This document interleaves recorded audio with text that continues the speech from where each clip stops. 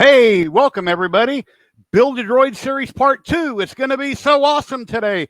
We've printed some parts. We've got special guests, and this is going to be a really cool live stream. So thank you everybody for dropping in on YouTube. We really appreciate it. Let me bring everybody in, see what we got, see who we got here. We've got John from Tripod's Garage. Hey, John. Hey, what's going on? Let me switch my camera. Did you say this is going to be a really good ice cream or live stream? Live stream. I don't have many teeth, so I mispronounce a lot of words. And we've got the real Sam Prentice on, and John from Tripod's Garage. And we've got another man backstream. Should I bring him in? You know what? Yeah, so basically I wanted to kind of make this a little bit more special today. And I wanted to bring somebody in that's worked with Lucasfilm and Disney.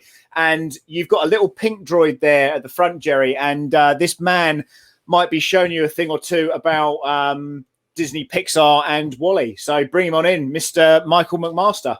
Awesome. Hey, Michael, how you doing? What's going on, Mike? Thank you for joining us. Glad to be here. So as you can probably see, Jerry, as you were showing me your Wally, Michael Mcmaster has actually built a full-size Wally that's very similar to the droids that I work on with the Star Wars stuff. So as you can see on the right on your screen, I don't know if you want to make his screen big. Here he comes. Oh, wow.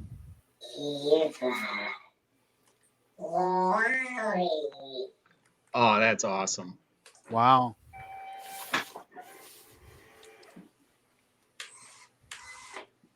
Wait, what was that? Do that again. What was that?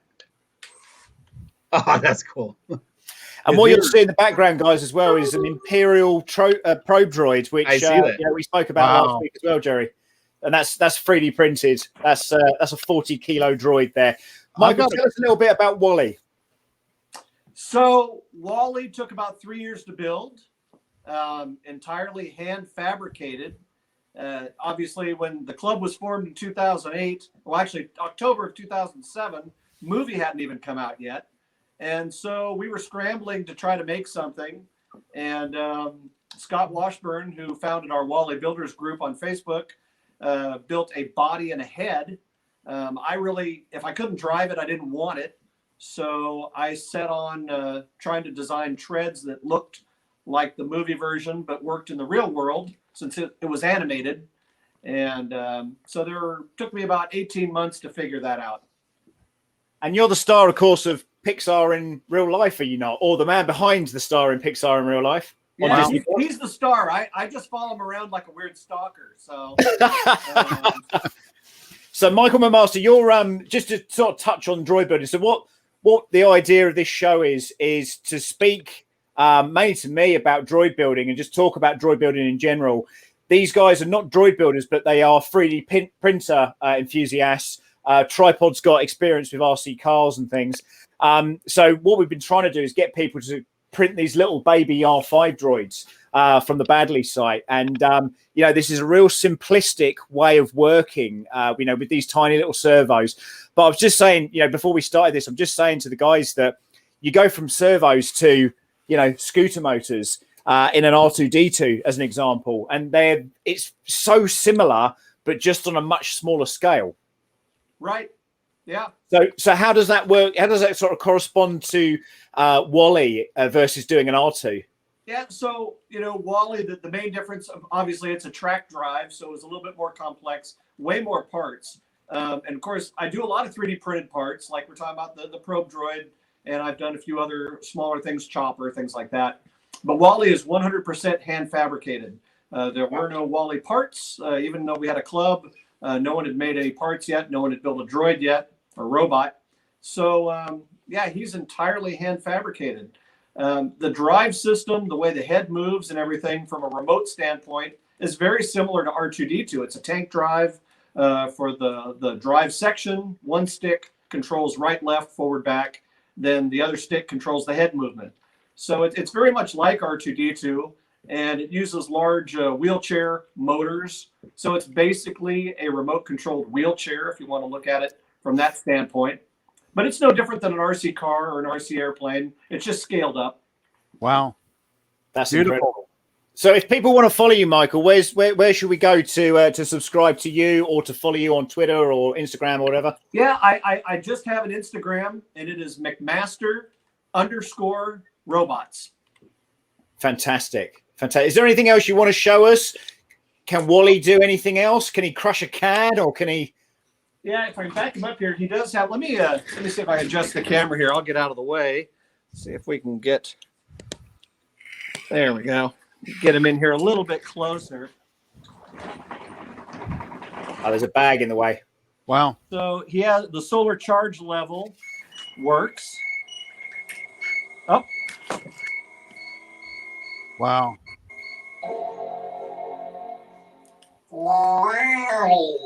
Of course, it's very drivable. I can currently I can raise and lower an arm. On our Wally Builders group, we've actually developed a whole new mechanism. So the arms will raise and lower. They'll pivot at the elbows. The hands, the wrists rotate. The fingers will articulate. So it'll really be the culmination of my dream of having a completely interactive and animatronic Wally. Of course, his eyebrows. He's got cute little eyebrows. You know, usually when he sees the girls, he'll come up and say, give him a little, you know. I've got a play button. You can play the music. You know, he had music in the movie that he had recorded, so we can.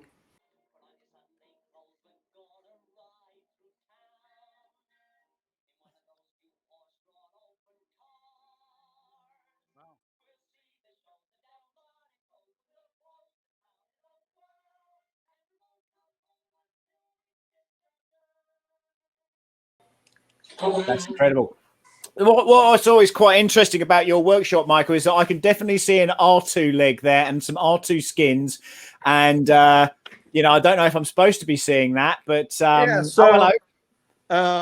There's my ongoing chopper 3D print right here in the center of the screen. Right next to him is, you're seeing the backside of LXR5. And he was in the television series Jedi Temple Challenge, which was a kids show that is on Star Wars Kids on channel on YouTube. Amazing. And then I've got a few other things. We've got my mouse droid back there, which was a handmade mouse droid, which is the twin to Cheese, which was the one I built for Lucasfilm for Star Wars show. And Cheese appeared in episode 6 of season 1 of The Mandalorian. He's the little mouse that gets shot. Oh, I didn't know that. Because also, you know, obviously you build droids for Lucasfilm and Disney. You've also been tested by Adam Savage, right? Right. Yeah, Wally. That's kind of what got us our start.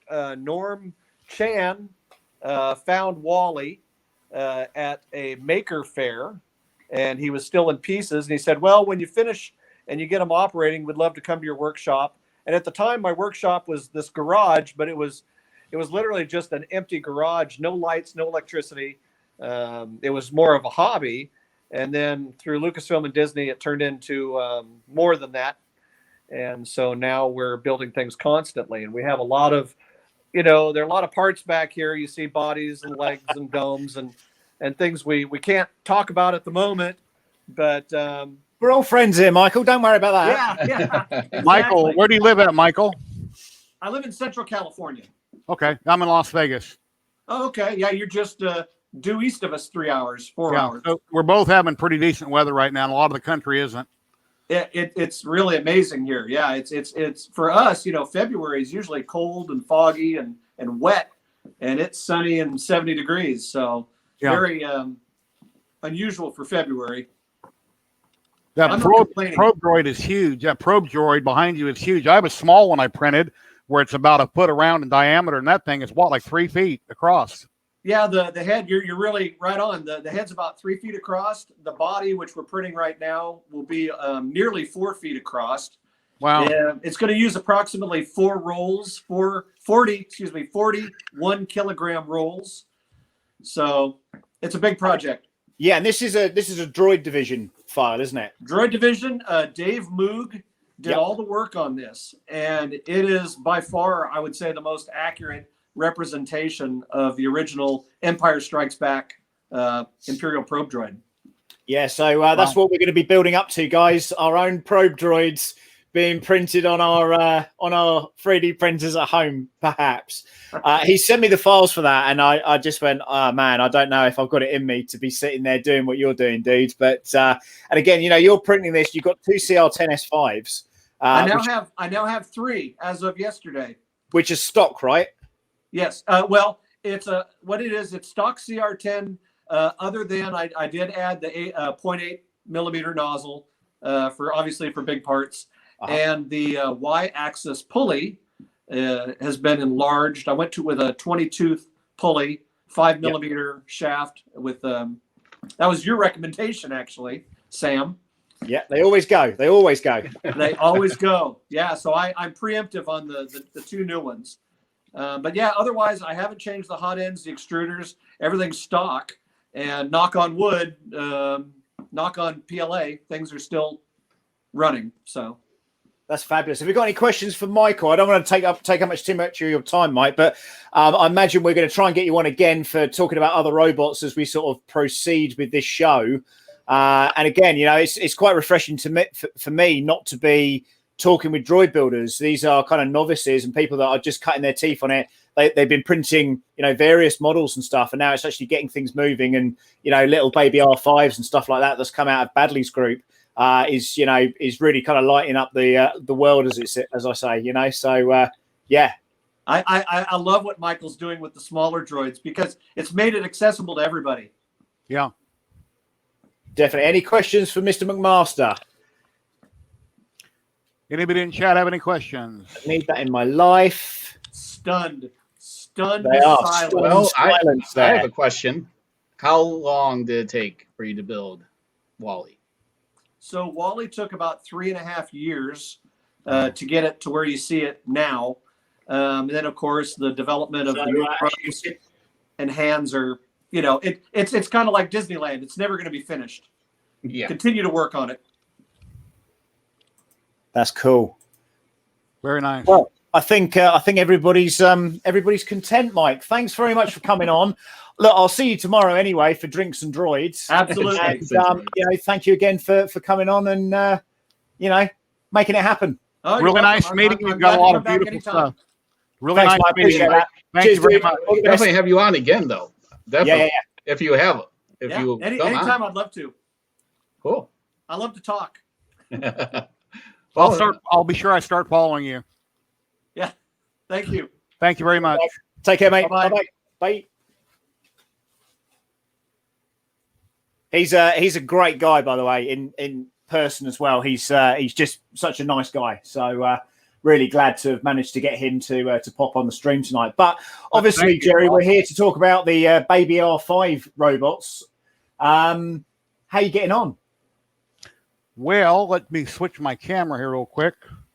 And I've got lots of parts printed. I've got parts everywhere. Yeah, so before let's I'm gonna be just wiring up this battery pack. My brother went through his RC car stuff, so I want to thank him for that because he had some old stuff that he wasn't using. And the battery pack that's mentioned on the build video has this type of, in the last video, has this type of connector. So I'm wiring it where it has the servo connector piggybacked so I can still charge it. So while Jerry is going through the parts, I'm going to just finish the soldering here. So there is other options for this battery pack that already has the servo connector on it. So this is, I'm just making it so I could charge it with this one, which with this charger that came available with it, as well as then being able to use it for the receiver. So I'll put myself on mute, and that's what I'll be doing off on my camera right now. All right.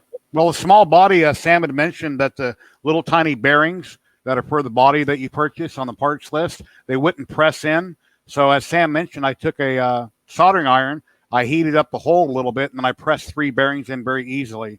So I've got those pre-pressed in. I've got the power pack ready to go like Tripod is doing. It wouldn't. Sam messaged me and he goes, had mentioned that the power pack, the plug that was on it wouldn't fit into the receiver. So I rewired that. So I got that taken care of. And wherever you'd like us to start, Sam, just let us know where you want to go. Well, I think, to be honest, guys, I think the best thing to do is probably to start with the feet. And the feet are relatively easy to kind of wire up here. Again, as you can probably see, hopefully on this one here, let me just whip this onto number 4. You might be able to see that. It's really simple. Little bearing gets pressed into here, and these are just servos with PETG wheels. You can use any kind of filament on that. Just make sure that you're putting these. I've got these in slightly 2 different directions. One's at the front, one's at the back. On the sort of caster motors, if you can see there, doesn't really matter. But certainly, if you're setting this up for the first time, it's okay to make mistakes with this stuff. You're not going to really do too much damage to anything. So I would certainly start with probably the feet, getting those motors in there. The other thing that I suggest as well is that if you are printing this, and again, there's these little servo hinges that they put in, or servo holders, should I say. What I've found is if you're using a certain filament that's maybe silky and you try and drive a screw into it, it's going to snap it. So I've done those. I've done the whole droid here in PETG this time with, I think it's called Tamore PETG, which has worked really, really well. And the other thing you just got to work out as well is which way. It's okay to sort of dry fit this stuff. You can kind of mess around with it. So I'll give you an example here.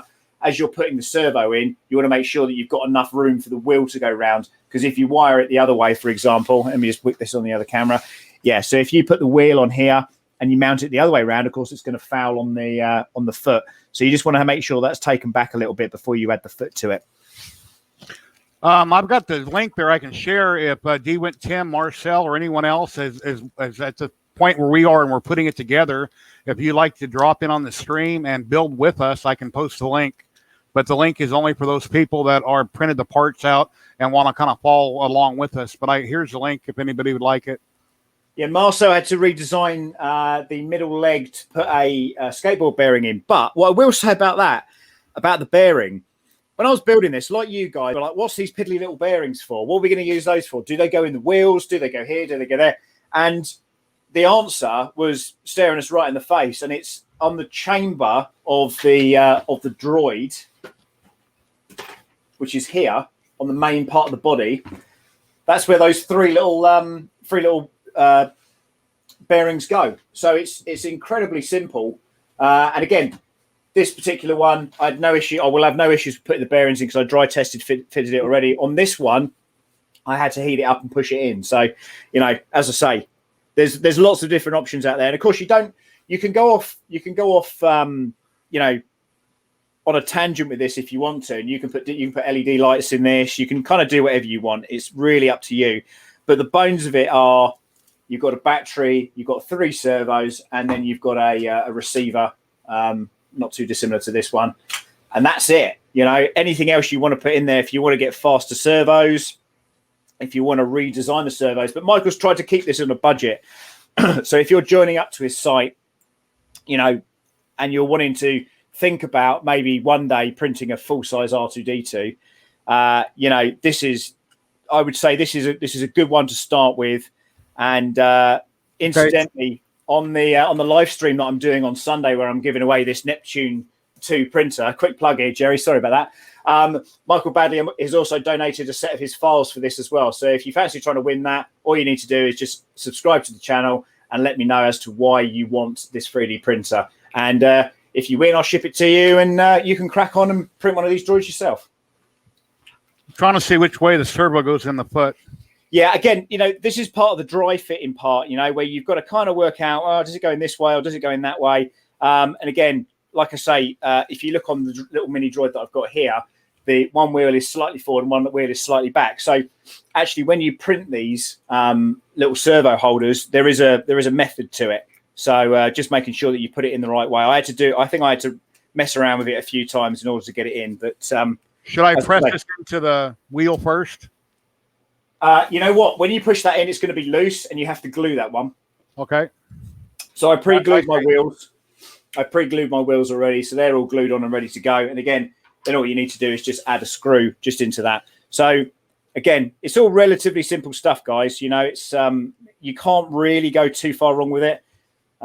unless you don't put the wheel on first like I've just done. Aha! All right, so let's see here. So these are called, for anyone that's watching, these are called Servo Horns. Yep. Okay, so these are usually accessories to your servo pack when you get a servo. Now, if we, now my workbench is a little bit of a mess. So when I put this on, I can't remember if the servo gear is on the inside or the outside of, like this. Is it going? I've got mine on the inside. So, okay, so flip it. So you push it downwards. So like that. Yep, that's how I've got it. All right, and you're just using hot glue? I've used super glue on mine. Okay, I'm just gonna use hot glue, and then I can always take it apart if needed. Because at least the hot glue, you could remove. Let me super glue it. Yeah. I'm sure for the people watching at home, this is thrilling. If they haven't got if they're not building one of these right now, 3 guys just trying to glue some stuff together. Amazing. Well, I've watched some live streams, and I'm like, well, there went three of my hours. And most of the time I don't want my hours back. That's how I judge a movie. Someone's like, "Oh, did you like the movie?" I said, "Well, I didn't want my time back, so I guess it was okay." So that's fair enough. I'm not going to use those screws because they're a little bit loose in this one, so I'm going to change those up. So what I did is I bought a load of M3, M2, and M4 bolts and screws and stuff, mainly because I wasn't entirely sure what I was going to use, and I've got a lot of spares and bits and pieces as well. So, I can normally find something in a drawer of odds and sods that I've got, which works quite well for little projects like this. So what do you think of that Wally then, Jerry? Do you fancy trying to build one of those? That's awesome. I would love to. I printed statues for 4 years. I need to get into electronics and do other things now.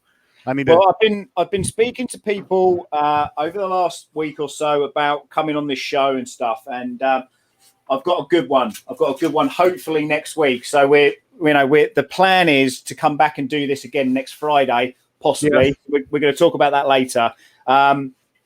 But if I could make something happen there with one particular droid, and hopefully it's not in. I know someone was doing some rebuilds of some stuff. I really want to get him on to talk about his droid build. Marcel, hello. Hey guys. Hey, what's going on? How you doing? Just waiting for some batteries to charge for my little guy here. Yeah, I charged mine. Which way do I put the servo in? It's that. I was facing the other way. Oh yeah, no, that's the other side. So no, see, there's a notch right there. You want it actually on the other foot, mate. Yeah, put it on the other foot first, like on the actual leg. Yeah, that's hot glue. You have to attach the servo holder first. The servo goes in here. Yeah, but you have to attach to the servo holder first. Yeah, so the servo holder is this little bit which is kind of like a U shape. This thing, you see that? This thing. Yeah, that's the servo holder. Now, again, if you've printed that in PLA, just be really careful when you drive those screws in. Yes. Let's figure out the orientation of it.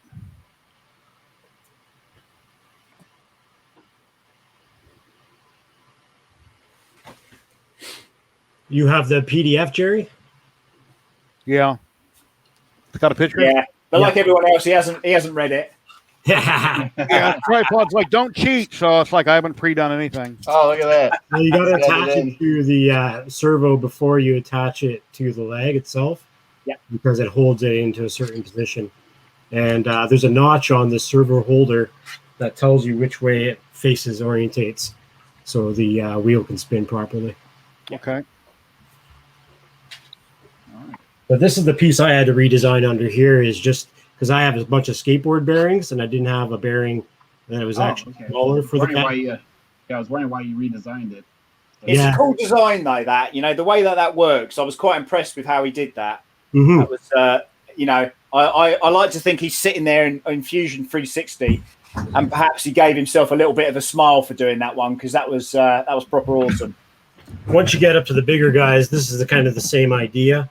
You can actually build this guy with servos, so you can use bigger motors on it, and it's kind of the same idea. No, that's cheap, is it? Sorry? Yeah, That's cheap. Yeah. Cool. So that has the exact same kind of center foot with the bearing in it, but just a different style wheel. But same idea. Got some questions here. Printing my first baby droid this weekend. Did a mini before and a Dio. How did your Dio go? And does it move and does it work? That's what I want to know. Hey, Marcel, let me see the bottom of that droid again. I don't have the PDF going for me, so. Of mine, this one? Yeah. Okay, so the wheel's on the outside or the inside. Yeah, correct. I got a whole bunch of. Yeah, the I got holder a bunch for of stringing garbage on mine. Oh, there's a notch on the holder for the servo, and that faces, I believe, to the front of the droid. It's hard to see on my camera, but Oh, okay, it's behind. Okay, I see, it's behind. I was gonna say there's not enough room. exactly, yeah, it goes behind. Yeah. Yeah.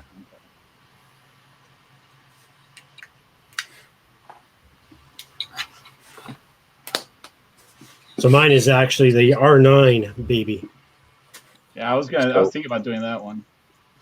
I had to stick with my bigger one.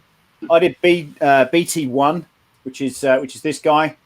And again, the bodies are pretty much the same, unless you start doing like mini chopper and things like that. The astromechs are pretty much the same on those things. And I just think they're really cool. I think they're a real character. I got to drive it around my warehouse at work during the week, and the guys that work there are like, that's really cool, and people think it's cute, and all that kind of stuff. It's like getting a new puppy. So as long as the dogs that you're taking it to at the park don't try and eat it, I suppose. Okay, I got that screwed in. You good? Well done on that. Yeah. So then you stay mounted on the leg first. Right. Figure out its orientation. You can put the wheel on too as well. Oh, I got to run the cable up inside of it too. Yeah, you'll need to put the wheel on the servo too as well, and right. Your servo horn has to be glued into the wheel. Yeah, I've already got it glued in. Oh, you do? Okay. Yeah, did that a little bit ago.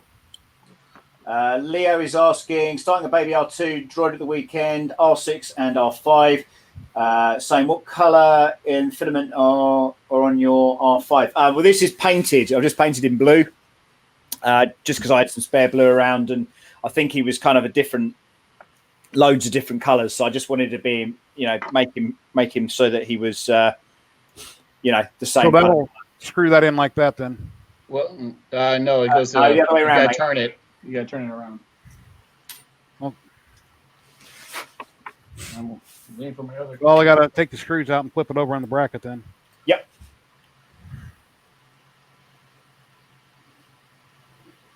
So I thought you were cheating, Jerry. I thought you were going to be well ahead on all this. No, my wife, Tripod made a comment last week. My wife made sure I didn't mess with nothing. I like to pre-fit things. That way when the stream comes along, I'm not fumbling around with it. Well, my brother was like, you cannot pre-wire that.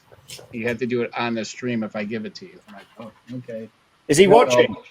Well, he might be. I sent him the link, so you should definitely bring him on so he can take the mickey out of you. Yeah, so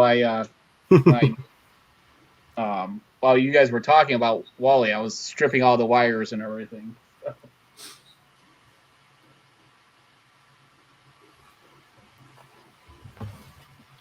And I'm not paying attention to chat because if I do, I'll never get this done. So anybody has any comments in chat, hopefully one of the other people here can read them, but I can't post them. It worked, but the servos weren't powerful enough. That's a shame. Yeah, I've got a Dio that's I'm still just working out some of the kinks and just getting the weight ratio right. And I had it on the show I think last week when I was moving some stuff around. But I've moved out of the shop or the room, the lounge that I was in before, and I'm setting up base in here now, which is going to be kind of a bit more of a studio to to do YouTube stuff and to broadcast droid building and whatnot. Yeah, thank you so much, Sam, for being here, doing this with us. Really appreciate it. That's all right. It's only midnight where I am. What else would I be doing other than sleeping, I suppose? Man, life. I'm struggling with that bit, but I'm going to go on to the next one.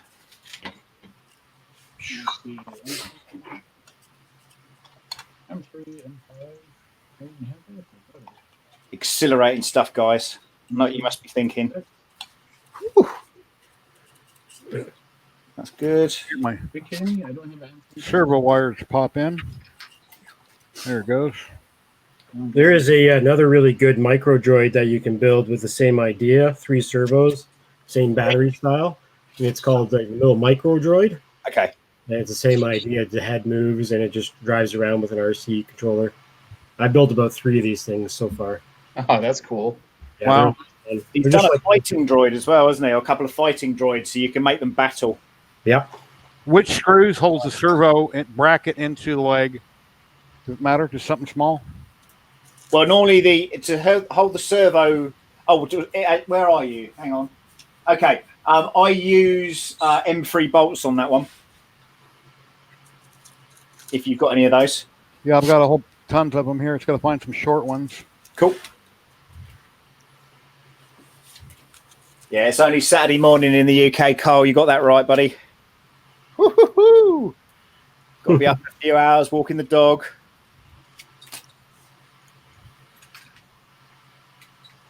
Good golly. Yeah, so it's M3, M5 for basically to hold the servo in as well as the. Oh, that seems kind of small. Hole for the. That can't be right. Stuff in the servo into this bracket. That can't be M3, M5. Going from the bracket into the foot. That's what I've used on that. Yeah, but no, what about for the servo into the bracket? Well, then you use the micro screws that come with the kit. Yeah. Yeah. I was going to say there's just no way for that to fit in there. So. No, yeah. no. Well, those are too long. Can you hand me a very small boat? Yeah, give me a very small boat.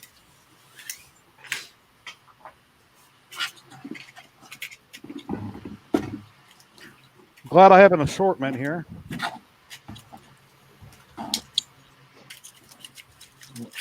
Yeah, just a small head. Really small. Probably the black or the silver handle ones all the way to the right. All the way. Or metal handle. Yeah, those little ones. Right there. No, a little bit forward. Nope. Just in, out. Yeah, right there. Those.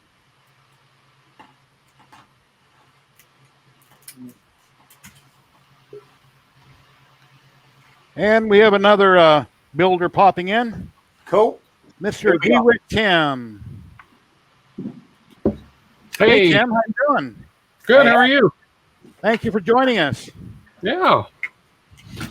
Well, I'm kind of caught up with you guys, but I'm having an issue with how to run this wire from the servo.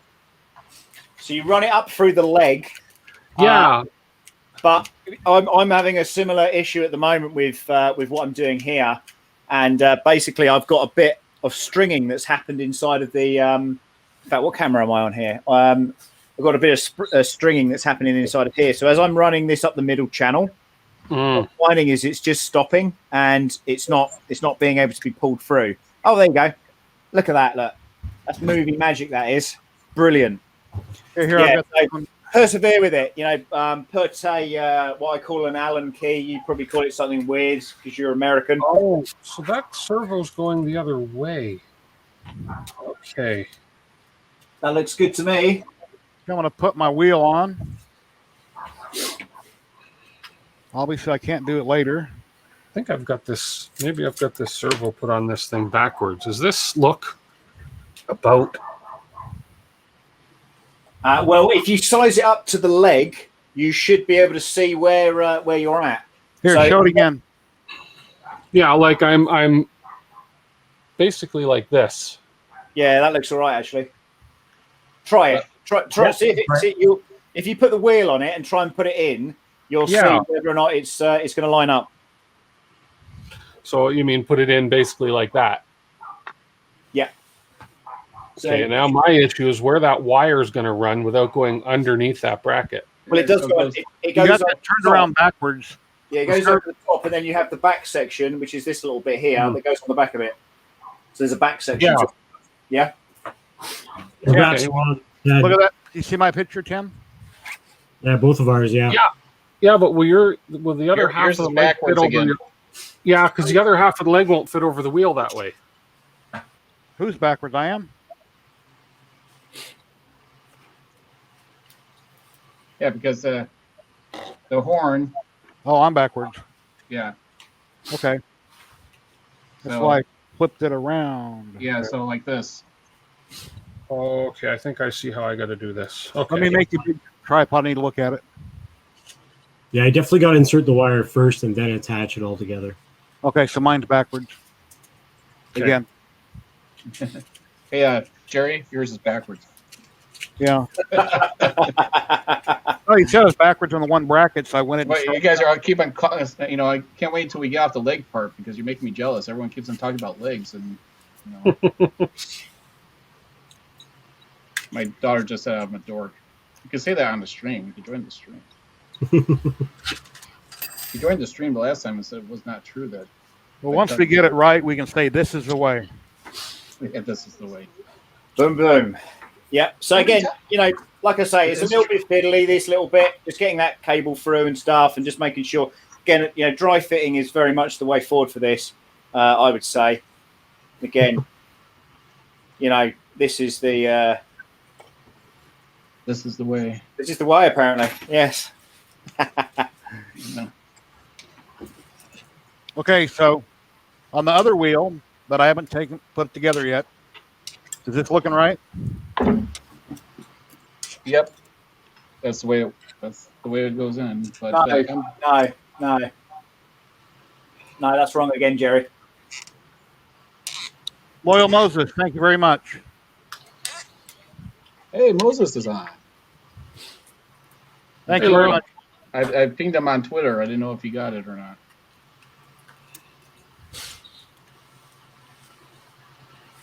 Just everyone's just building stuff. Yeah, these M3-5 going into the legs are not very easy to get it to start to talk.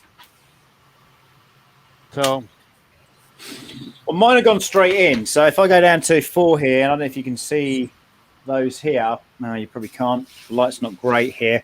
Let me come up to the camera over here. So just on the servos, as I say, on this one, as you can see, here and here are those small screws. Let's try and get the camera to zoom in.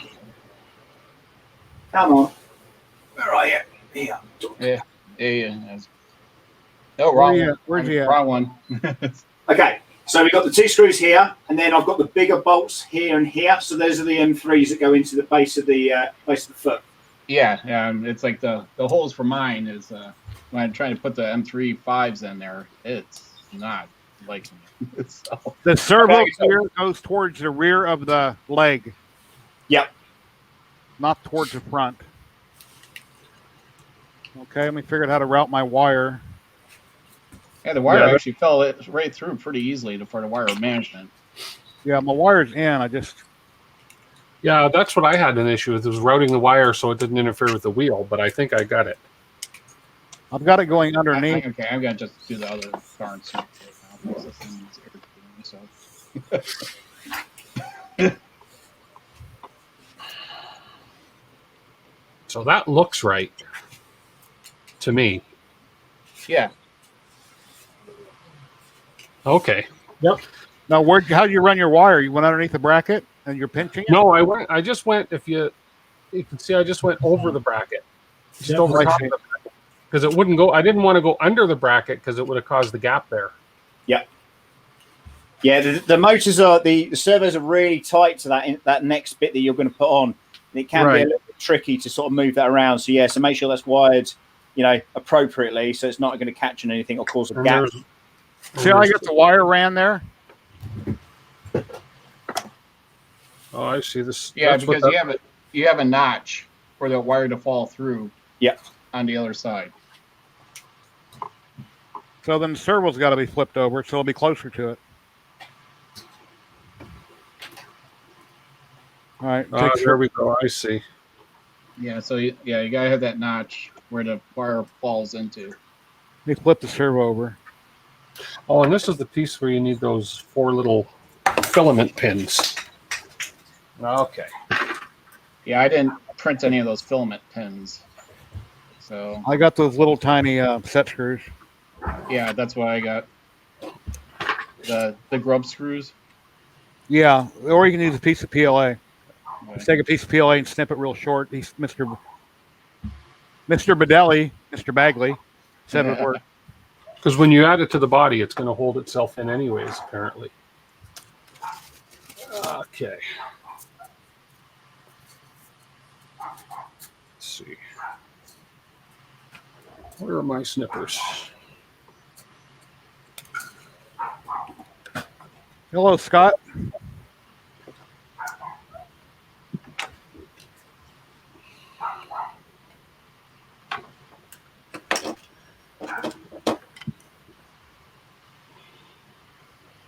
Hopefully everybody is here earlier when Michael is here with Wally. If not, watch this video stream again later.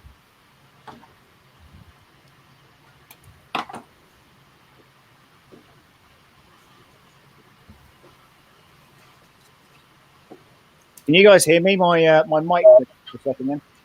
Huh? Yeah. Can you hear me okay? Yep. Loud here. Okay, just for the people at home, just for a bit of fun, please give this video a like if this is not too dissimilar to watching monkeys at the zoo. I'd really appreciate that.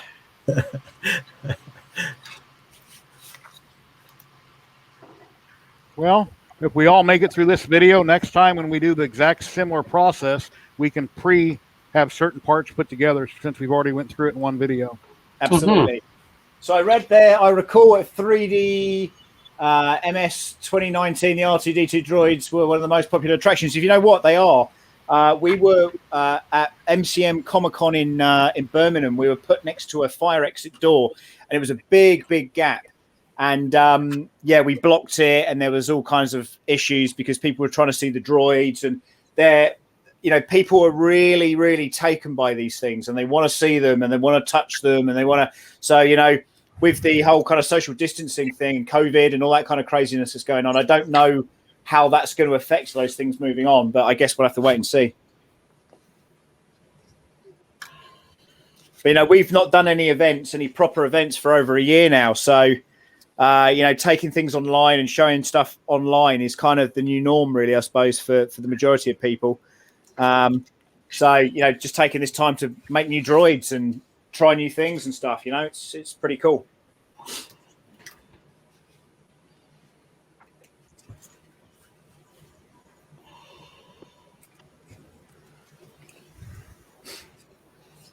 Oh, my fingers are too big here. Trying to get the wheel on. Oh, my wheel fell off. Put screw in? Yeah. In the wheel? Yeah. Is there a screw that goes in there? Yeah, it's another. Yeah, it's a. Oh, it's Yeah, that tiny little one. Yeah, it's you gotta be into RC cars. Oh, okay. If you bought a bunch of servos, it should be in the pack. If not, take one out of another pack. Oh yeah, no, I see it now. I thought. And it's a bolt, not a screw, right? So what? It's a bolt, not a screw that goes in that, right? To hold the wheel on. It's a screw. Yeah, it's a screw. That one. Tiny screw. Okay, Yeah. so it's pointed. I already used 2 of them. Let me break out another pack. Because screws are pointed, bolts are flat. The pointed screws hold the servo in place, and the flat screw holds the servo horn in place. Yep. Okay, so that's what'll hold the wheel on. Yep. So I have 2 of them here. It's just not screwing in. Yeah. So the real tiny one holds the wheel in. Okay, so that's 2 legs done. Not showing off or anything, You've done this a couple times. but Yeah, I got a bit crazy with it, and I started building this one, and then I was printing another dome, and this came out. This is a shiny G-Tech filament, which looks really pops, But I was running out of filament. I ran downstairs, and I just saw that it was going to run out, so I put this horrible gold on it. So painting these things is certainly key. But the black droid that I was doing, that's super shiny. That was done on the FL Sun Q5 Delta printer with a Timore filament, and I think I was going to review it and the PLA, and I couldn't remember what happened to it. And I found it in the cupboard the other day, and he then sent me some PET G as well. So I was like, oh, okay, I'll give it a go. And phenomenal, absolutely phenomenal. My wheel has no hole in the center of it. Show me. There's no hole in the center. I mean, you can punch the screw through that. Yeah. Or just on a pointed hot soldering iron tip. Yep. Soldering iron right here. Man, these M3s just do not fit. And well, that was the funny thing. I mentioned this earlier, and what I found was when I was printing this PET G, things tend to fit a lot better than they did with a PLA. And I can only put that down to the retraction of the filament once it's printed. That's literally all I can think it could be. But I was dead impressed with it and the way kind of things have come out. But PET G is still quite stringy. The settings, dialing the settings in are still, a bit tricky. But we're getting there slowly. Yeah, I should have ordered some PET G for this. All right. Soldering gun saved me. Thank you. Tripod. Yep. Oh, there we go. Yeah, I'm not a fan of using soldering irons for melted plastic. What does to the tips is the wiping number away.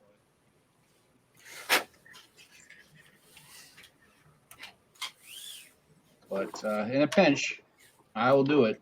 So I got enough soldering tips that I could sacrifice one for a project. If I swear on this, it's not my fault. I'll blame Jerry if I swear. I'm willing to bet Michael Mcmaster's still watching, and he's going, look at these guys. What on earth are they doing? I'd have had 2 built by now, he says. Yeah.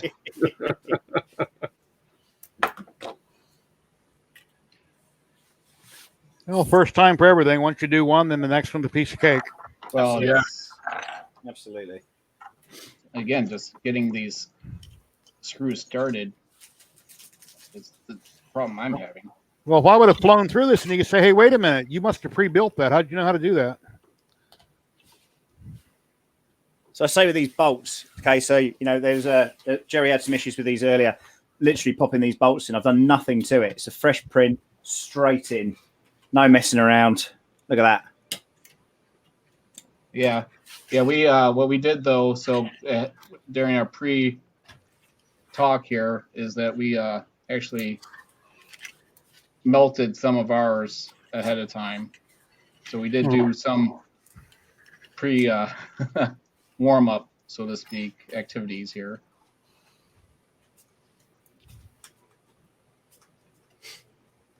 Well, my bracket sticks out. That's not flush. That's not right. Oh, the bracket that the servo goes on is wider on one side than the other. Yeah, so that's where your wire goes here, Jerry. So the wire goes in between the wheel and that thinner side. I'm going to make you big again. So, I'm going to grab. So that's where the thinner side. Okay.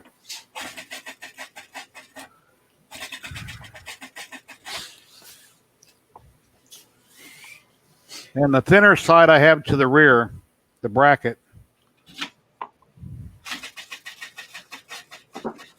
Oh.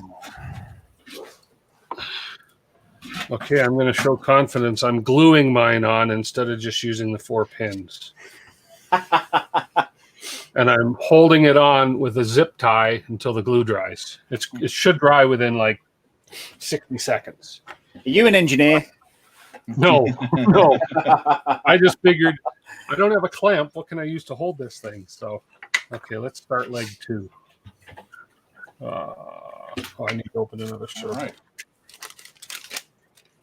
Self-tapping. Not really, but you got it in there. Okay. There's this one. And Marcel is just like, look at my droid. It's right there.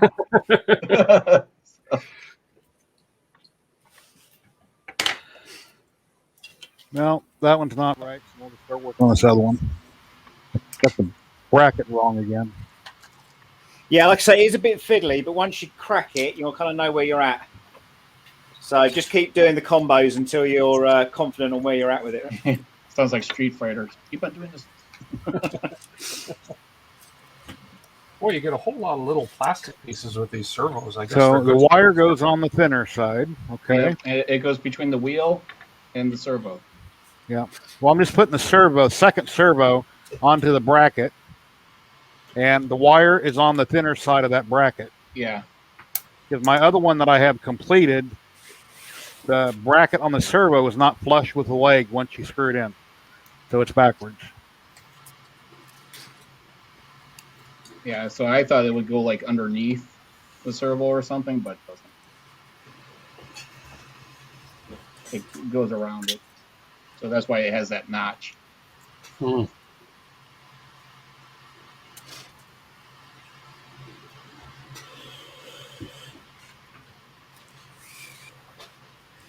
And then there was radio silence as everybody was concentrating on their little droids.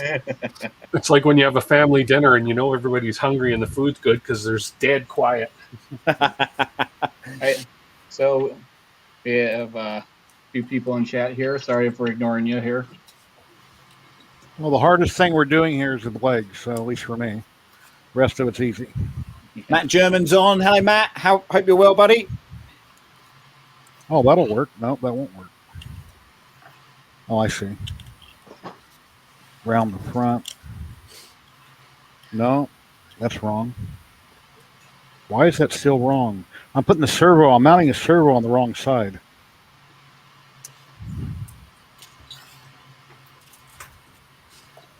This is the part my wife would walk in and say, why are you talking to yourself?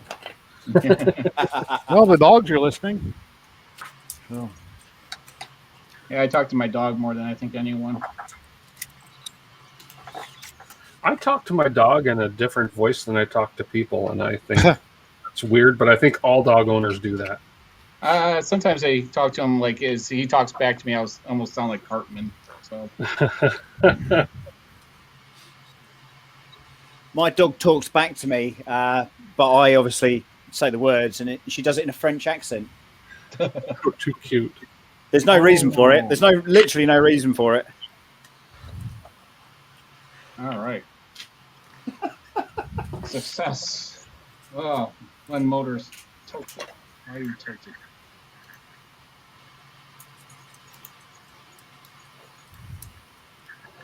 Why can't you lay flat like your other side? No, that's going in too far. Oh, God. Now, mate, he can't help you right now, not with droid building. These brackets right here that the servos mount in, is there a left and a right, or are they both identical? Yes, left and a right. Then that could be what my problem is. Yeah. I can't seem to find the right orientation to get the bracket flush so I can put the other half on. All right, so the the boots, these servo boots, you said you could put a piece of PLA to hold them in place. Huh? So they cover the leg up. Yeah, all you do is just cut little pieces of filament, 1.75, and just small lengths, and you can use those as pins. But I just use 2 little screws on the top, and once the leg is actually affixed to the body, it's not going to move really. Yeah, it slots in the back, doesn't it, of the round frame? Right. There's like a slot in the body. Yeah. Okay, so yeah, because I got this whole little grub screw kit, so I guess I could use those too. Yeah, I got more screws and grub screws than I'll need in a lifetime now. Oh yeah. I actually Amazon. didn't use a single grub screw on mine at all. Amazon 300-piece kit. It's like, whoa. Yeah. Oh, I went to a hardware store here in Vegas, That's right. and they had the grub screws, a couple, but a lot of the bearings I had to get off Amazon. Had to buy a pack of them. Yeah. I could not for the life of me find a 10-millimeter grub screw here. So Yeah, me either. I'm going to wing it with a 4-millimeter because I figured out a way it'll work. I just didn't even use the grub screws. Because all that is basically to position the leg. Correct, yeah. And to hold the gear on the servo for the head. Right. Your But wife is saying that you've got to be patient, Jerry.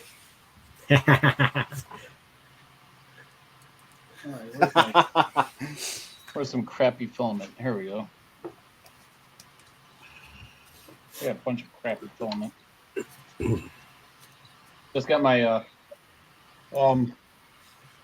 printed solid filament, Jesse filament today, so I heard that's some good filament, so I'll give it a try. Nice.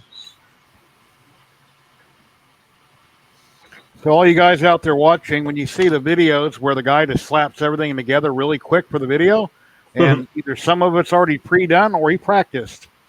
Yeah. Yeah, well, these things take time, and this is, we're doing it in real time. If we had edited a video together, then, we just would have been cheating, right? So, Well, people then realize how long things take to build. that's absolutely right. Absolutely right.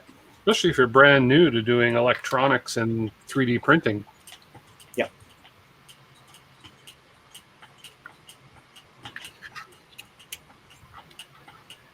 Your wife also says, no, I know you always talk to yourself. We're missing on some quality content here online, guys. Absolute quality. I can't find the orientation on this bracket that is flush. Okay, Every time, right. In which I- case, guys, if we just stop for a second, okay, Jerry, do you want to make yourself big? Not that way. Let's just have a look at where we're at with Jerry then. And let's just get him over this hump. I keep changing the orientation, and when I go to screw it in, it's sticking out. Well, if you can see it. Oh yeah, okay. So your servo's on The wrong side. wrong side. It's Yeah. So if where your thumb is, you see where your finger is, if you swap the servo round to the opposite, yeah, that's it, Yeah. onto there, so then you get the space then for the wheel, yeah? Okay. All right, we did it!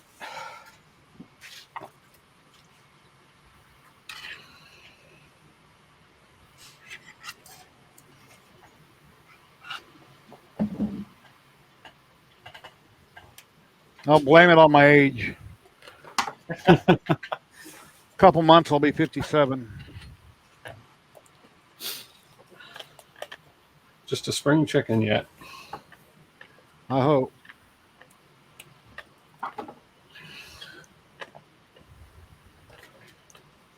Hi there to Travis. Hi there to Altered Proxy. Hi there to Carl, Mr. and Mrs. Diesel, Kenny, HVAC.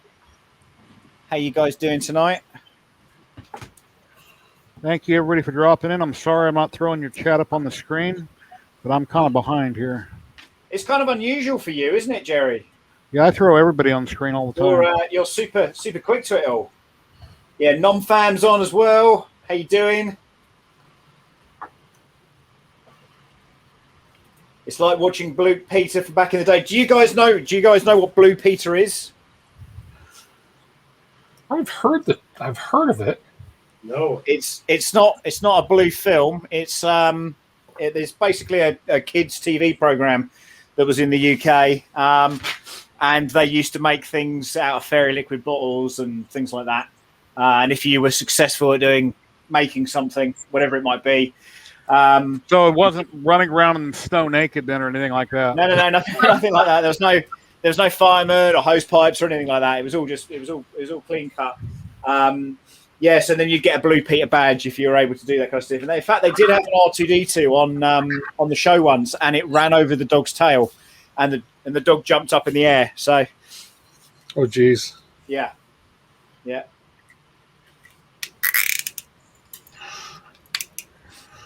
Yeah, maybe we should have our own Droid Builders Blue Peter style badge if you manage to get through this live stream for the people watching at home. Yeah. The end result is what we strive And here's to what I become. made earlier, ladies and gentlemen. Look, it's rolling around.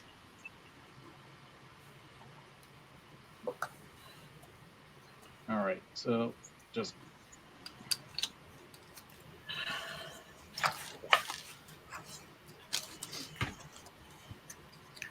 Well, I guess it's good that one of us is having trouble. That way, anybody watching that has problems will see it. He did it. He had the same problem I did. That's how you learn.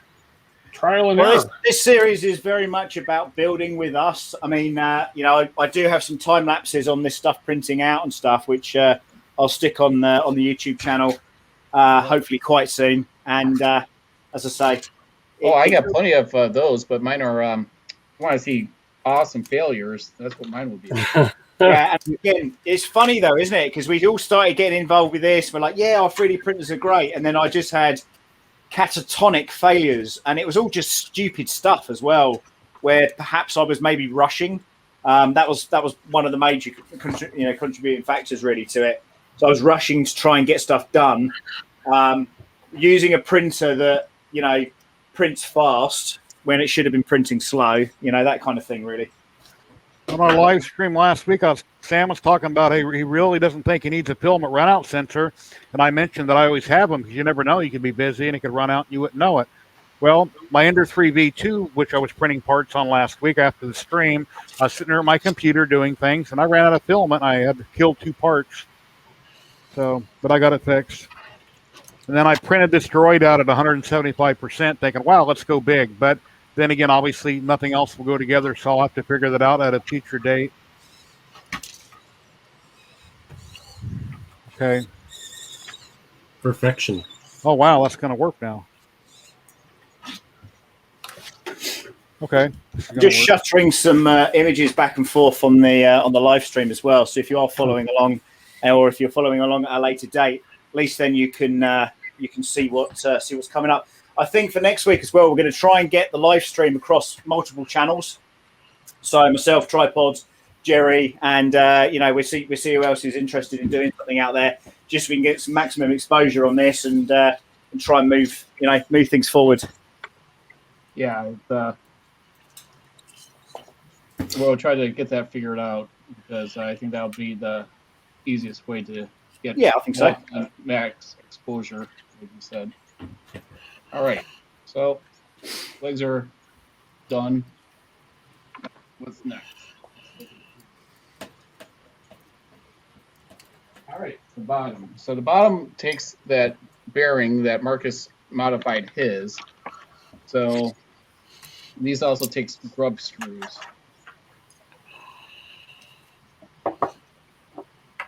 So this is the. I don't want. It's a bearing. So.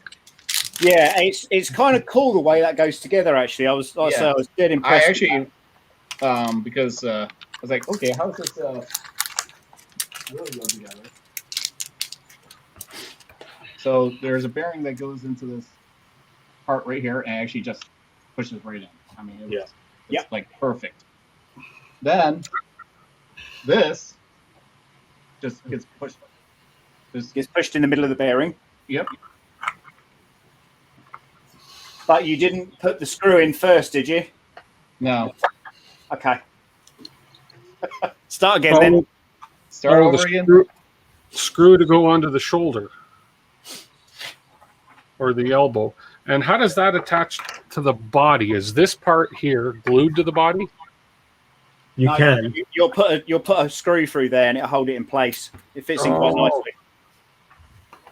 Oh, I see. Oh, that hole should go straight through. Oh, I see. Okay. Yeah. Maybe it's just got a bit of filament plugging it. What? No, no film. Huh? Oh, I see. Okay, right through the bottom here. Yep. Oh.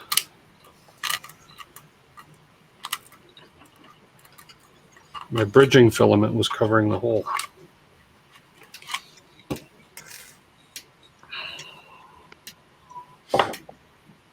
You know, Matt, if you want to go crazy with this, I reckon you could print this hollow, and I reckon you could install an LED light inside of it, and use your trick where you kind of print stuff into the model.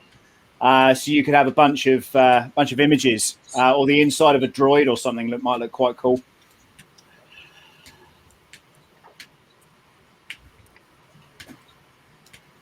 All right, so gotta do the M3 counter, M3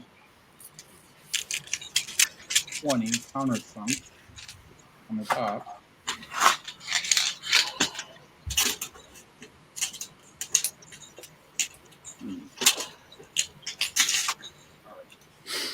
Tripod, I think you have it backwards. That screw would go all the way through the body. So it goes underneath. Yeah, it's about 30 mil, I think, that one. 20. To 20? 20? Yeah, it goes up through that spot where the bearing is first, and then goes up into the ankle. Okay, so it goes through here. Yeah. Okay. With the shell around it, right? Yeah. Yeah. Just think if I could use this. Okay, so how much filament did it take to print one of these? Well, I printed this one that I'm working on now it was less than a kilo. And I had a few, not failures, but bed adhesion issues, and I just reprinted a few things. So you've got ample spares. You can probably print another couple of legs as well without it being a real issue. So yeah, like I say, less than a kilo, which actually is pretty cool. A lot of this stuff you can kind of, if you're doing single prints, you can use some of the 3D printing filament maybe you've got left over that's not going to do a full model. So it's worth a try. It's worth a try.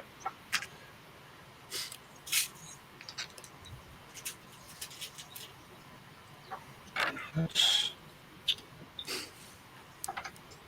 too long.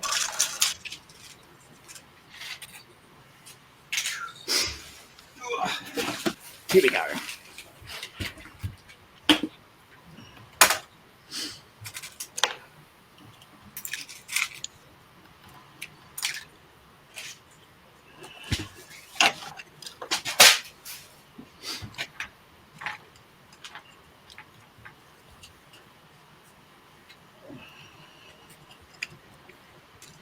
Yeah, I was able to print most of the parts at 100, and then I slowed it down for the smaller parts to 70. Yep. And don't load up your whole. For this, then great. But if you're just trying to get it on and off the print bed as quick as you can, that's where you're going to cause some issues, I think.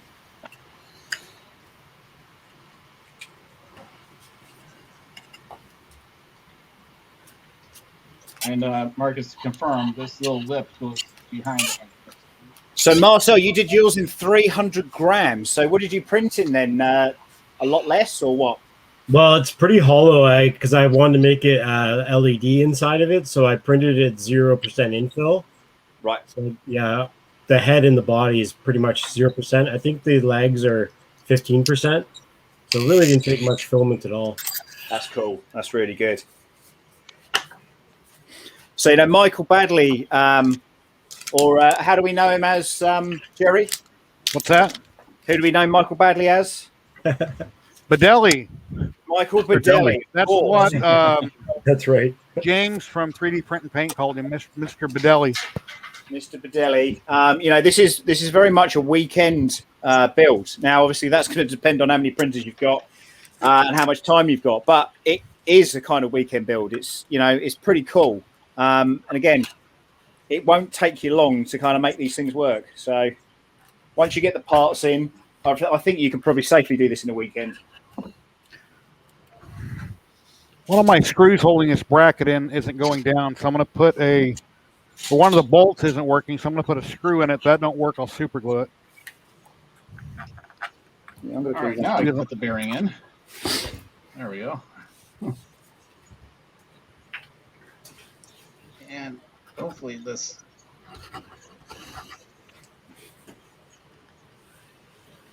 And then we get this small bearing. Really small one that goes into this wheel here. Hopefully this fits.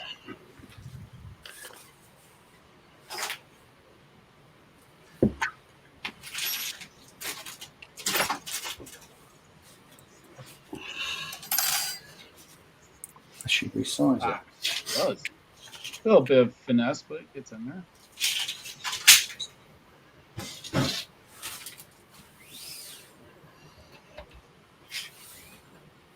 And this one too.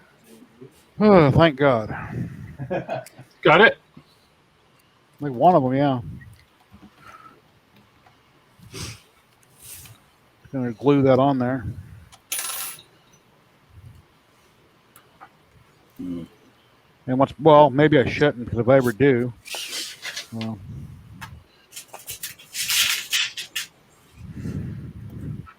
you grab a chunk of filament. If I glue it and I have a problem, then I can't take it apart. I have to break it. 10, 3. Let's see. Filament.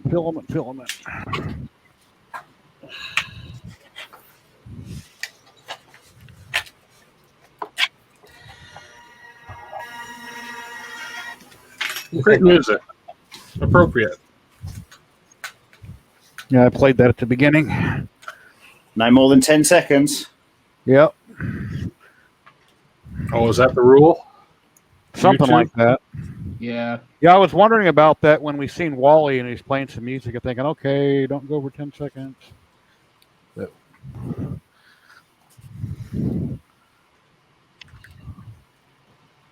Well, we can always mute it out if we need to. Yeah, that's you can do that after it's published. You can take it out. I'll wait and see if anything happens, and then I can go back and do it. I doubt anything will happen.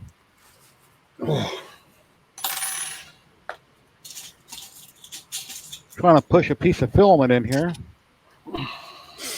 Yeah, it's basically just to hold it in place because it doesn't really do much for it. They're not very deep. Yeah.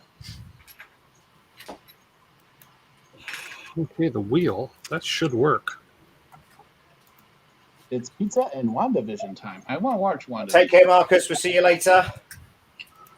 See you, Marcus. Hey, Mike, take care, Marcus. He'll be back later, apparently. Hello, TK's 3D. I hope you're well. Hey, TK.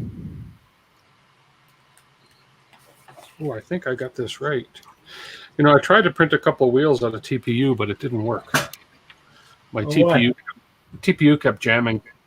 Oh, no. Oh, really? But I realized why. The roll was sticky. So as it was trying to pull it through the extruder, it was sticking on the roll, and it was not extruding. So I've had it around a while. Yeah, I've had pretty good luck with running it on my Under 5 Plus with the Marco Swiss direct drive on it for TPU. I printed mine in TPU, black TPU, and they turned like really awesome. But I hate to brag, but I've printed TPU a lot. Oh, okay. They're good settings. I slow it down a lot. Yeah, I did do mine at 30. Right. Oops, I think I got something. That's about the back. max. All right.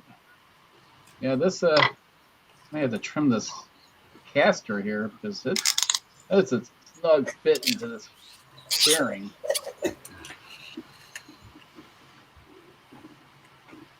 But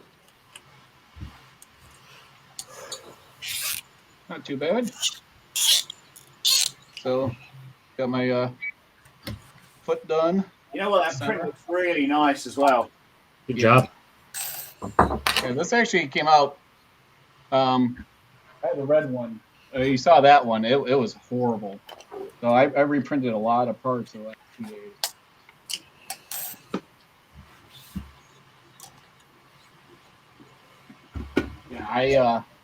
This is a part that I almost forgot. I actually printed it just before the stream started. Yeah. I was like, oh, wait a minute.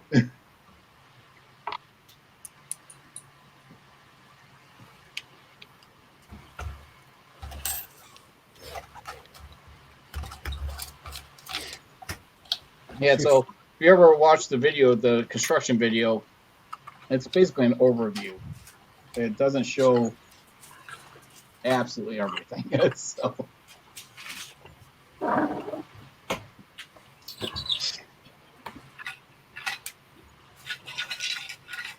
Wow. So this doesn't make sense. This, oh, okay. It's another servo horn thing. Yep. Okay.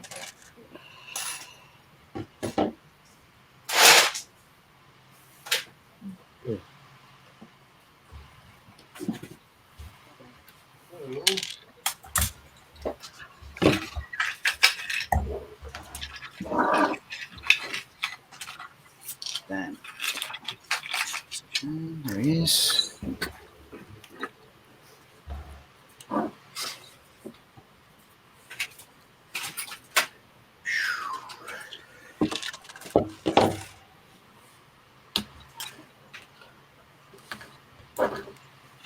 Louie and Dewey, I've heard of them. Cousins.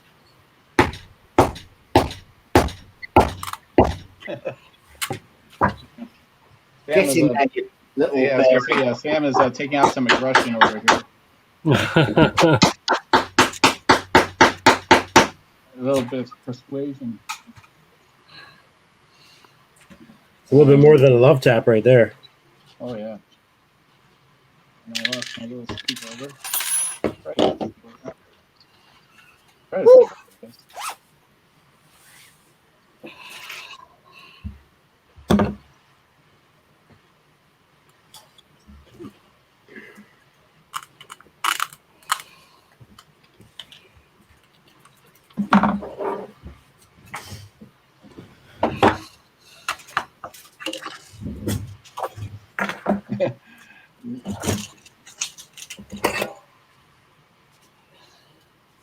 Nope's robots.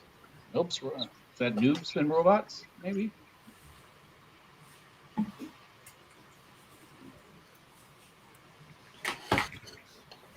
Make sure those are right, and I'll glue them together, and then I'll finally say I got that done.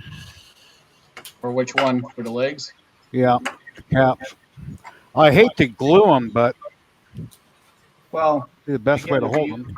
if you use the hot glue, it easily comes off, and then you can easily scrape it off, and then use another a final adhesive. Hmm.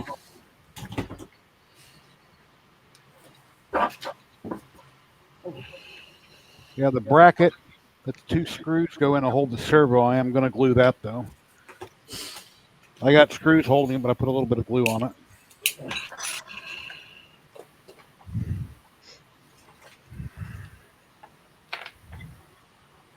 All right. Let's see.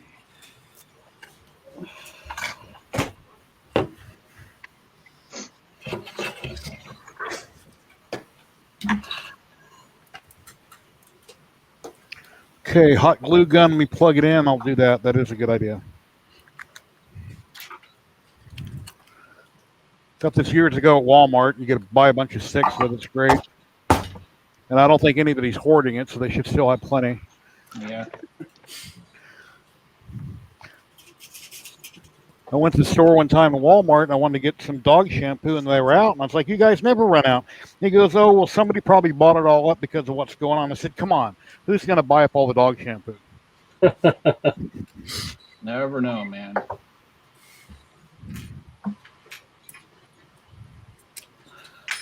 Okay, as soon as that gets hot, then I can glue those on. So them are done.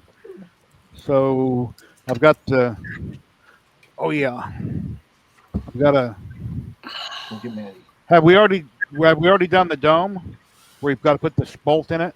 Not yet. Okay. Nope. I'm working right now on the servo for that dome. Okay, so once I glue these legs, I've got the legs done. Do I want to go ahead and mount them on the body? Yep. Okay.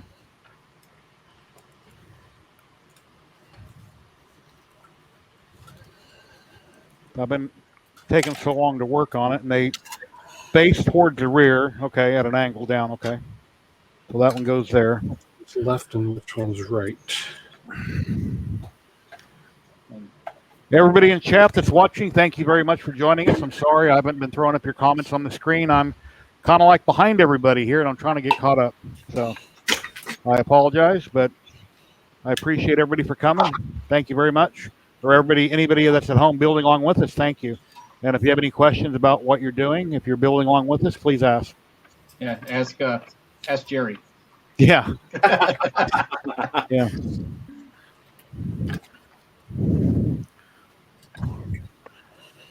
Or you can ask the real Sam Prentice. Oh, I don't go by that name anymore. It's Sam the real Prentice now. Yeah. To the real Prentice.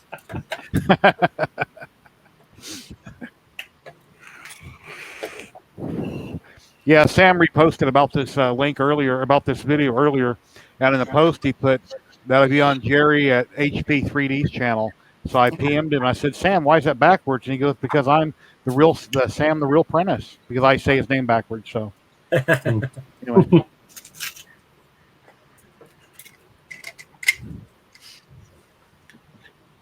Oh, we got glue. Good. I gotta put my glasses. Oh no. Here they are.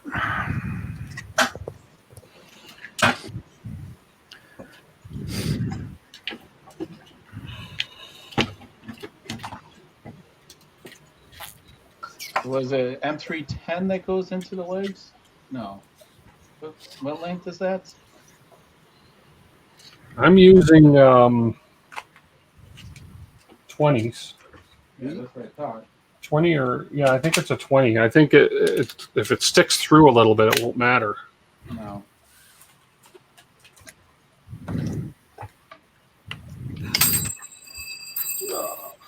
Someone dropped an Allen wrench.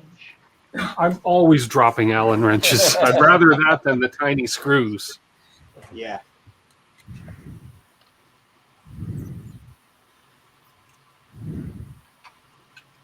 It's tense, isn't it? It's really tense, everybody at home. Here, hey, stop it. Alrighty now, those two are glued together. Go lay down. Took me forever, but they're together. We unplugged the Yeah. that I thing. don't have a hot glue gun. That's something I got to get. Yeah, it's my hot glue gun stick is like coming out of the entry point. So A friend of mine, Tony Chambers, in 3D Model Crowdfund, I asked him about, whenever I used to do all my models all the time, I'd glue them together with super glue, throw them up on Facebook and show off all the pictures. And a lot of times it's hard to paint things and they're completely assembled because you can't get in the nooks and crannies. And he said, well, use a hot glue gun, post the pictures, you can always pull everything back apart and then paint it and then glue it properly. And it's like, well, I never really thought of that. Great idea. Okay, set screw goes in the bottom hole, closest to the square hole, right?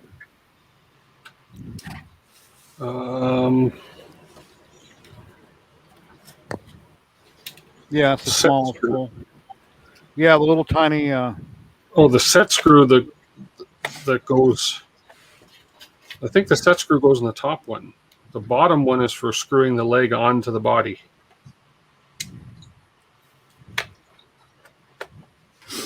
I believe. Yeah, the top one's too large. It won't The fit. top bolt. Let's see. Yeah, the top. It doesn't sit in there tight. It's just to line the leg up mostly. Oh, I see. I didn't use one. I couldn't find any, so I'm just putting the leg on, and it's holding it in place actually because there's a part of the body that's cut out to hold the Oh, I see. bottom of the leg in. So it kind of sort of self positions itself. that's Yeah, what Marcel was saying. Saying that it's only temporary because the body has that notch to hold that. Yeah. Yeah, I just used 2 small screws to hold it in place beforehand. Yeah, I mean, I'm gonna be taking it apart again to paint it anyway. So Yeah. Oh, I can't paint this. Is too pretty red. yeah, I'm gonna do. I was thinking a dual color, but I don't know. I printed enough pieces for 2 because I wasn't sure what color I wanted to mix. Oh, nice. I got the I forget what this red is called. I got the Galaxy Black, and then I've got the Carmine Red. So Oh, I I like just the got red. a mixture of crap. That's what I got.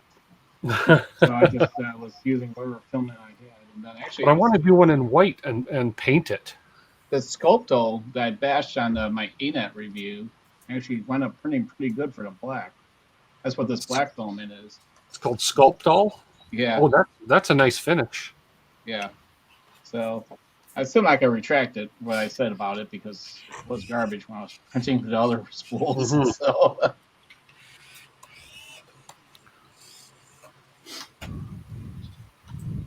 All right, we got 26 people watching, 23 likes.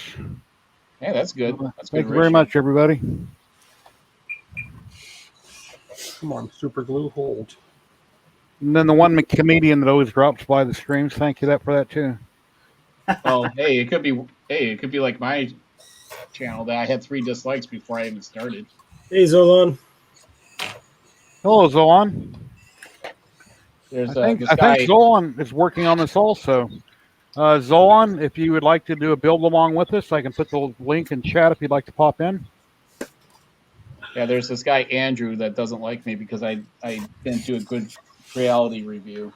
Oh, geez. So he dislikes every one of my videos. I try to get along with everybody. Well, you can't appease the people that are.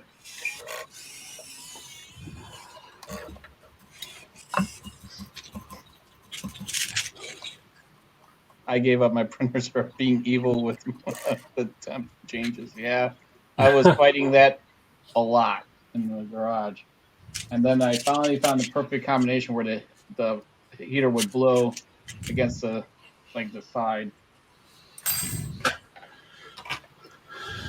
All right. No, Zolan's having print problems with the weather. Everybody's good.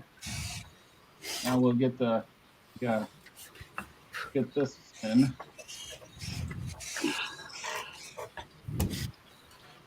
Thank God I've got a leg on. Hey, Yay! I could use one. Oh, wait. Yeah. Don't mention the war. Okay, so I got to put this center leg on. Yeah, my wife was wondering which if when I talked about you and I've talked about Mad Monkey Jordan, and she got you guys confused. And I said no, they both have the leg missing. Yeah. M310. Yeah. Seems like the middle leg keeps on. Oh, that's gonna suck to get through.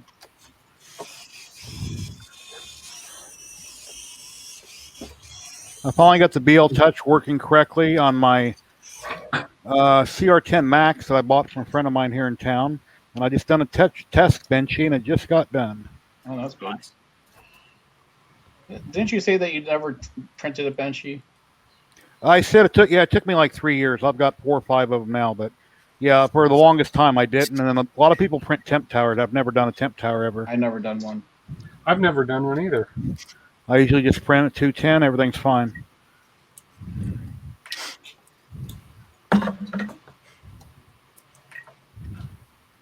Oh. And I've got some flathead screws here. I hate them. I bought these. And I got these other tiny things from the hardware store. And I hate flatheads. I prefer Phillips or something else. Come on, get in there. Oh, that center leg. Can't take that. Oh, the center leg takes a grub screw. Okay.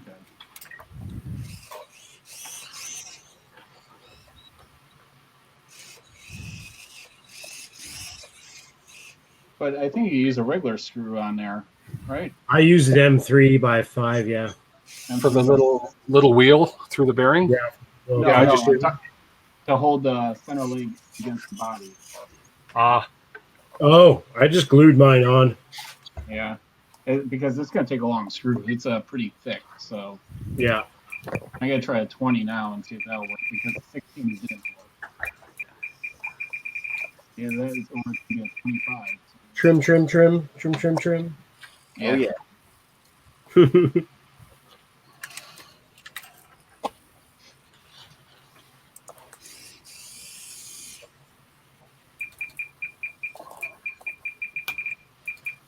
You still with us, Sam? Hey, he's Oh, yeah. playing. He already has this together. Oh, he's still there. Okay. I'm still here, dude. I'm still here. No, I wasn't looking up. I hadn't heard you. Probably thinking, God, what I get myself into.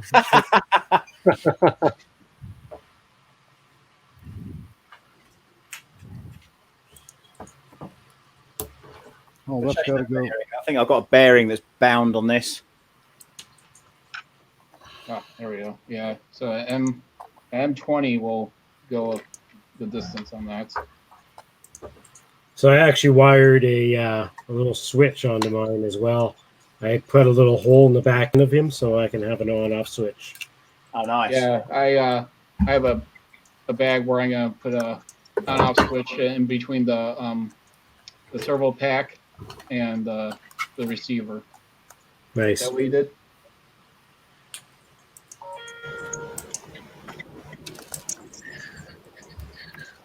I have an electric screwdriver, but I don't want to strip these, so.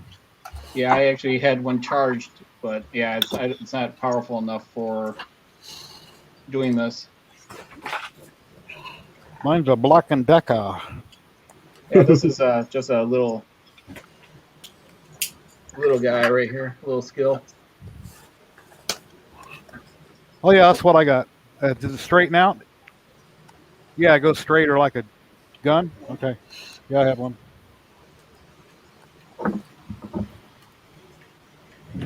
Alrighty, that's done. Now we can do the front leg, right? Have we done the front leg here?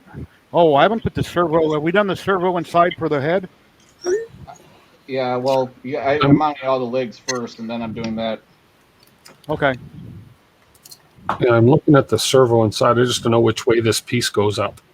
So it's a you'll notice when you put the gear on, it fits only a certain way.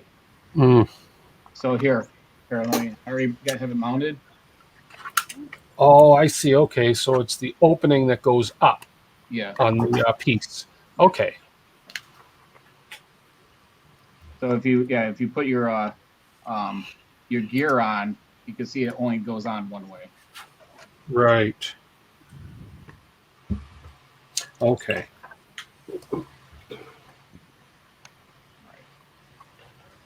So,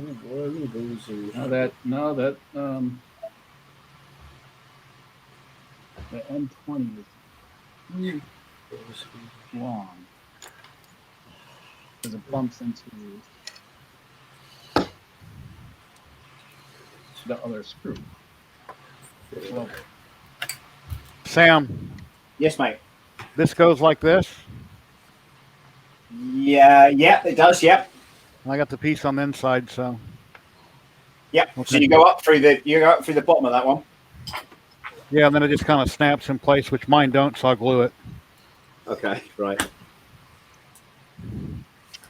Alrighty, let me find a screw that fits it. Right. I've got something on the floor. For that one, I went through the bottom. There was a hole right through it. Yes.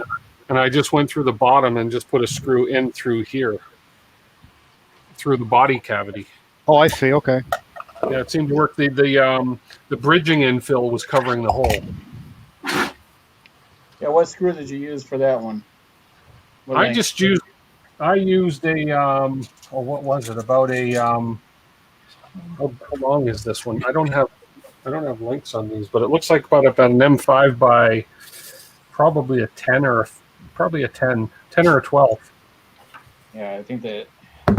Yeah, because I tried to. I just had a hard time getting my hand up in there with the Allen wrench and getting it through that hole. Yeah. Welcome to OpenCX.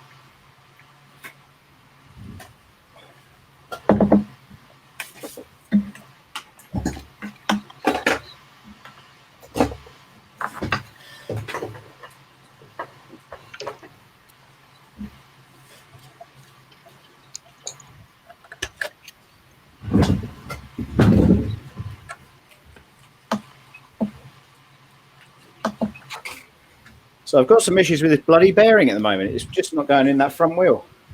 Really? Yeah, I didn't really have any problems with mine. I had a problem with it, like going through the caster going through it. It's a really tight fit, but it's in there. Yeah, it's weird.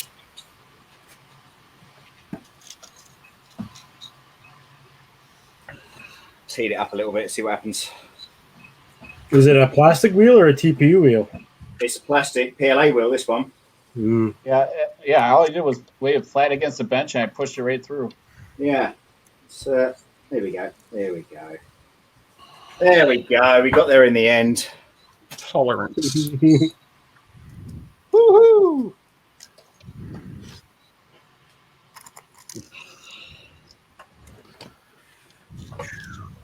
Yeah, M316 works for the center leg.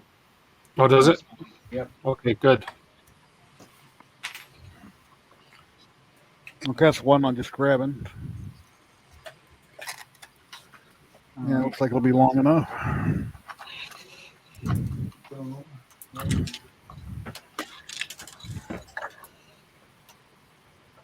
M310s. Man, it does use a lot of things.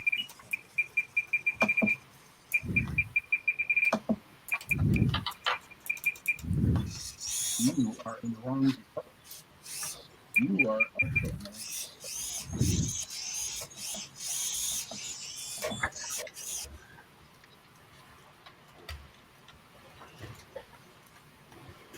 wrong. Ta-da! Cool.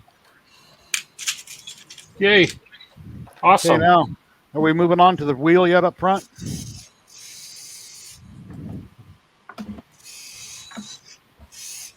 Mr. Prentice.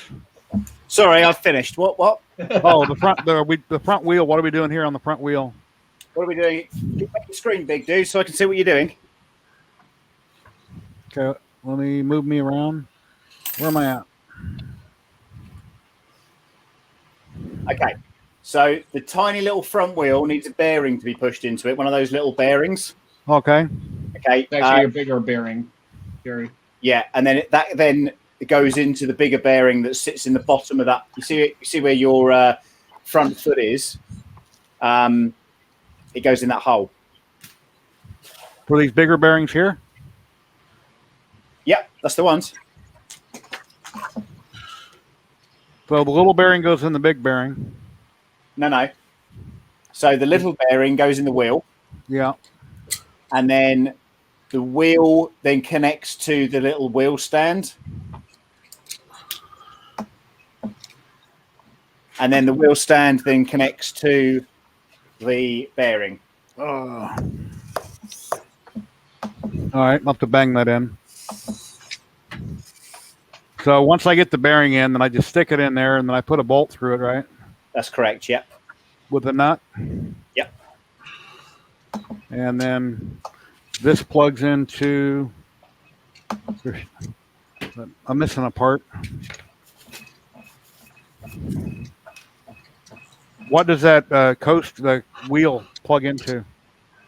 The wheel plugs into the big bearing. Oh, I see. The big bearing pops in the hole. Okay, yeah. It All pops right. in the hole. All right. Yeah, a lot of times I hear people talk and I'm not listening when I'm thinking about something. My wife has a bad problem with me not. She talks, and when I get done, she's like, "What'd I say?" It's like, I don't know. That's the ultimate test, Jerry. Yeah. Oh, my wife gets very upset because I can repeat verbatim. She's like, well, you're not listening. I said, no, isn't that? You could repeat Okay, I pressed it in. That's got to be glued on. That was satisfying. It kind of went right in. Okay, that bolt's too long. Find something with a nut on it. Okay, those holes don't line up for this.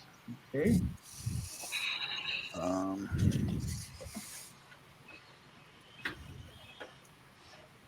Why don't you want to line up?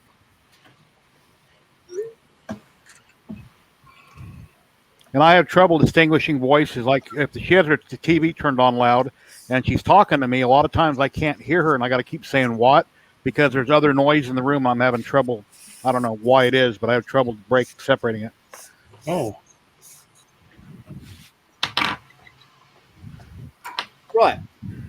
Okay, so these are not lining up. What I'm lighting up. Oh, I'm sorry. Let me get myself back off big screen here. There we go. Sorry. Why are you not lining up? What's not lining up, mate? He's I'm trying to see him. Oh, there we go. Yeah, you might just need to turn it 45 yeah. forwards. Yeah, that's fine. yeah, it kind of squeezes in. I got it. Orientation only goes in one way. Yeah, I posted a bunch of pictures on Twitter the other day of all this stuff and waited 24 hours. And at that time, no one had gave me a heart or like a thumbs up for it. I'm like, wow, I didn't tag anybody in it. Maybe that's why. Oh, So, I mean, normally you tag a lot of people, and I didn't have everybody's handle or tag or whatever you call it, that symbol. So I guess in the future I'll have to start doing that. I Yeah, sort of feel like this droid's a little bit too black, and it's just got a red eye. So I geez. think I'm going to have to do something about that. It's it's quite menacing, isn't it? It's like something you see on Doctor Who. It's going to shoot a laser out at us. It's it's freaky. I think I'm the only one here that's probably haven't seen one episode of Doctor Who. Really? Oh, my goodness. Well, I love all the newer Doctor Who's, not the stuff from 20 years ago, but the modern Doctor Who's are all been Oh, I good. love the new stuff. I was at a Comic-Con in Scarborough, and I was sat opposite Davros for breakfast one morning. If you know who that is. So claim to fame there from me. Whee! Speaking of Doctor Who, when I've got this little R2 out of the closet, there's something else I wanted to show you guys. I was at a Comic-Con here in Vegas a long time ago. Let's see, where am I at?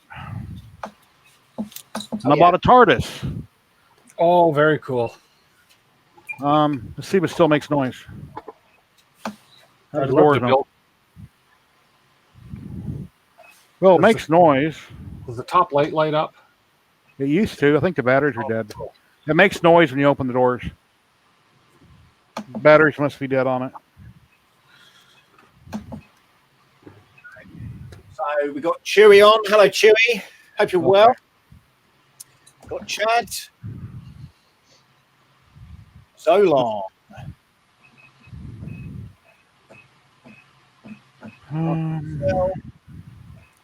Hello there, sir.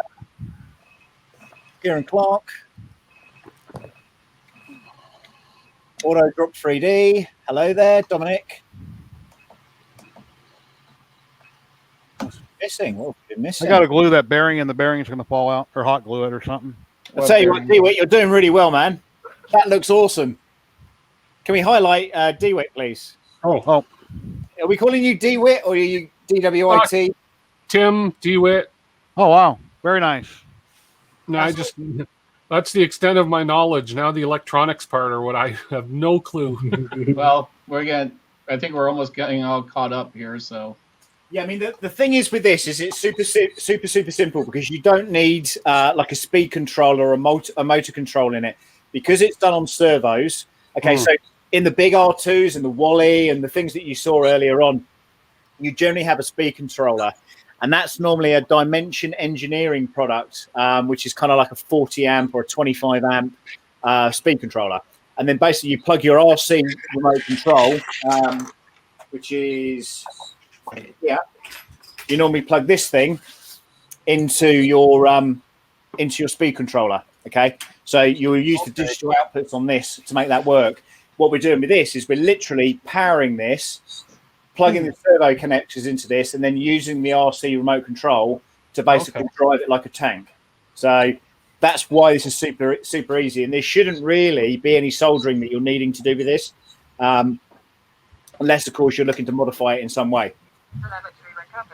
The wheel's not, the little front shopping cart wheel's not pressing on that bearing very easy. No, it's really hard. You might need to take the edge off of it a little bit. All right. Well, I guess I got it in far enough. It ain't going to come out. So, okay. It's good. Oh, crap. Super glue my finger to the glue.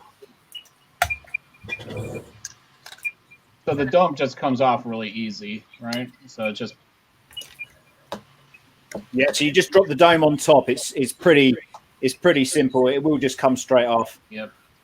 And again, it just slots into that little bearing. Again, the design of it is so brilliant, and it's just simple. It is. Yeah, it is. I was watching. Alrighty. We've got wheels. I was watching a couple of Mr. Bradley's. Bradley, is that how you say his name? Bradley? It's Bedelli. Bedelli. Bedelli. Yeah, it's Michael Bedelli. He's of Italian descent. Bradley Bedelli. Okay, I was watching a couple of his videos, and he's talking about a Bluetooth module for these, so they can be run off your phone. Yep. I think it's Android only. I've been looking into that myself because I thought it'd be cool to do something like that. I think it's going to be possible with iPhone as well. And to be honest, there will be a proprietary way of working that, moving forward.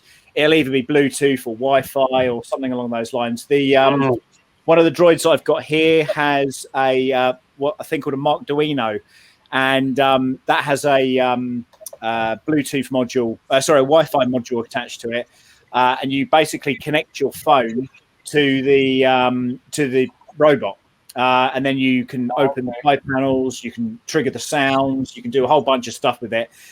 So it's a little bit bizarre that you're connecting your phone to the Wi-Fi on your robot, but hey, it works. Well, that's what a lot of drones use is Wi-Fi. Totally. Yeah, absolutely. So DJI and places, people like that. I've got a drone as well, so Yeah, it's mine is very much the same principle. Yeah, mine's the Mini. It uses that. Doesn't have that. The Mini 2 has the better DJI. Oh, you got a question? Yeah, what are we doing on this now? Okay, so get your gear out. Your gear. All right. Put your shoehorn in there. Put your from your accessory pack for your servos. All right. Now, the way that orientates in there, it can only go in one way. So for that, it's got that little groove on the top.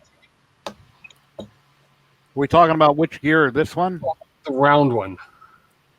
The round wheel. Yep. Okay. This is freaking stripped. Sorry. Oh, I see. That'll glue back in there again. Yeah. Does it-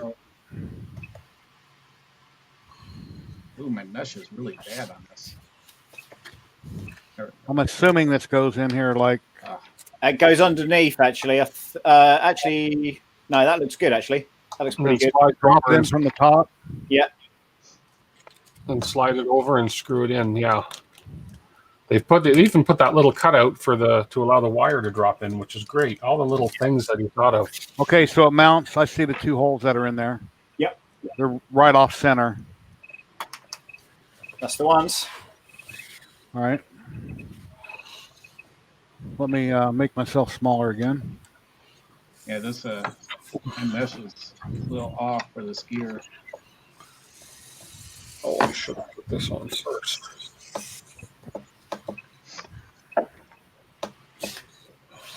So the other good thing with these droids, as I was saying earlier, guys, once you've got your body printed, if you don't want to continue to keep, messing around with bodies and changing things up and stuff, you can print another dome and basically just drop it straight onto the other droid. So if you fancy changing it up a little bit.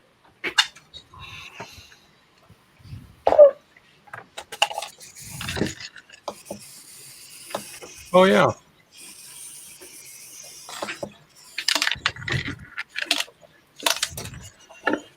You make it big again, Sam. There you go. There you go. So literally you can just drag and drop these. They're interchangeable. When you get into some of the other droids, there's Chopper and the prototype droids and stuff like that. Obviously, you can't do that so much. Although you might be able to. I don't know. I haven't tried it. But as I say, these are pretty generic. So whatever design that you want to go for, I wanted to print something a bit different. So this is BT1, which is the evil droid, part of the Star Wars. I don't even know what part of Star Wars it's in. But yeah, literally it just pops in. The cogs and everything are basically on the bottom of the dome. And you just drop them on.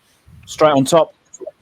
Again, I can sort of see these things as being like something you might print if you've got grandkids or if you've got kids or something, and just something for Christmas, because they're if you're 3D printing this stuff, it's easy to replace anything that goes on the droid. So if something gets broken, if something gets kicked, if a cog goes, if a servo goes, it's relatively cheap to replace as well. But I was actually quite surprised, guys, on actually how expensive some of these servos were. They weren't super cheap. They were a few dollars. But even when I was looking at AliExpress, there wasn't anything that was super mega cheap that I could find as a continuous servo. So but I bought a bunch of them because we're going to be using the same kind of stuff. So what you've got there, the extra bearings and the extra screws and stuff, as we go through making these droids, it's going to be kind of the same kind of setup. And again, you've got your RC remote control. If you want to buy another receiver, if you want to use the same receiver and just swap them around in the droids, you can do that as well. Yeah, I believe this one here is like a 6-channel, isn't it? The one I have now. It is, yeah. I mean, I don't know about those particular controllers, but you can set the model, and I imagine it has more than one model on it.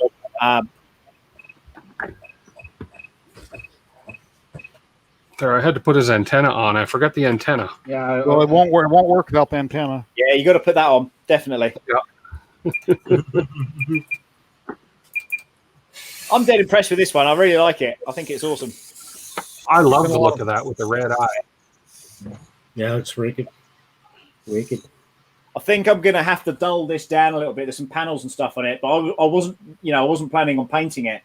But it's just, I think in this light and with the camera pickup, I think it's just a little bit too black. It's not so bad on this camera. That's not as bad.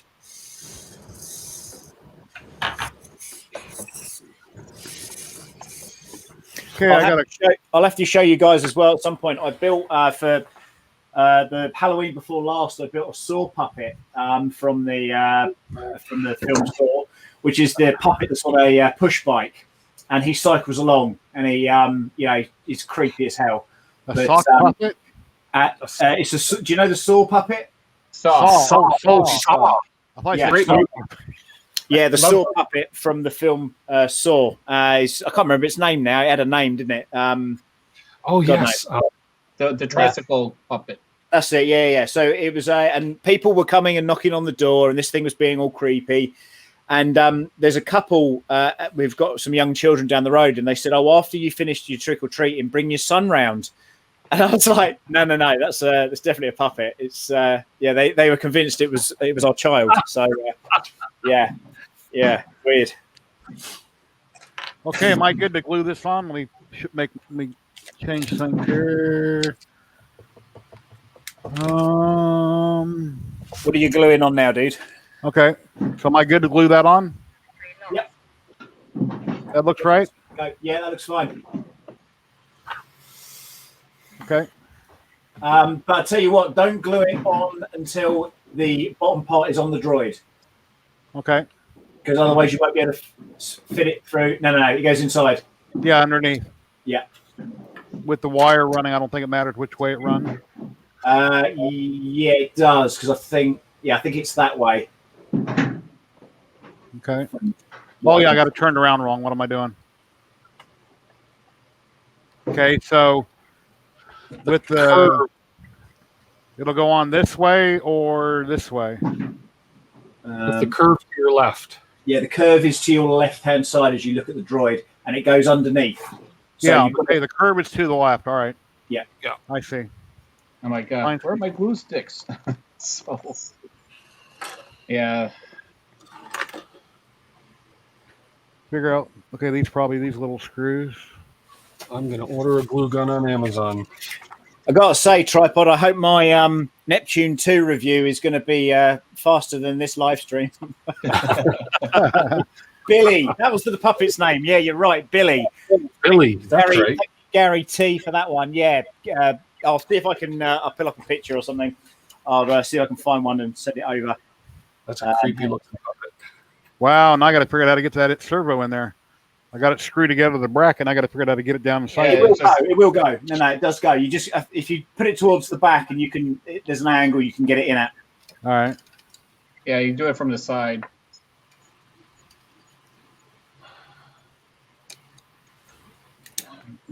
Why is my mesh not?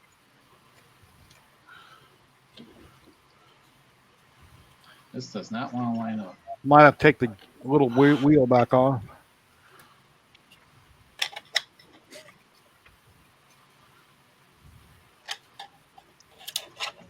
Yeah, mine's got this gap here. Can you make the screen big for a second, Jerry? I got to cut off this. I got this extra filament right here. I'm gonna cut this off. So I've got the little wheel already on there. So Yeah. trying to put it in down here. The servo is hitting. I think it's because that wheel's on there. There, almost. No, yeah, that wheel's hitting. Try it at the front, Jerry. See if it'll slot around in the front there. Sort of go wheel first, if you know what I mean.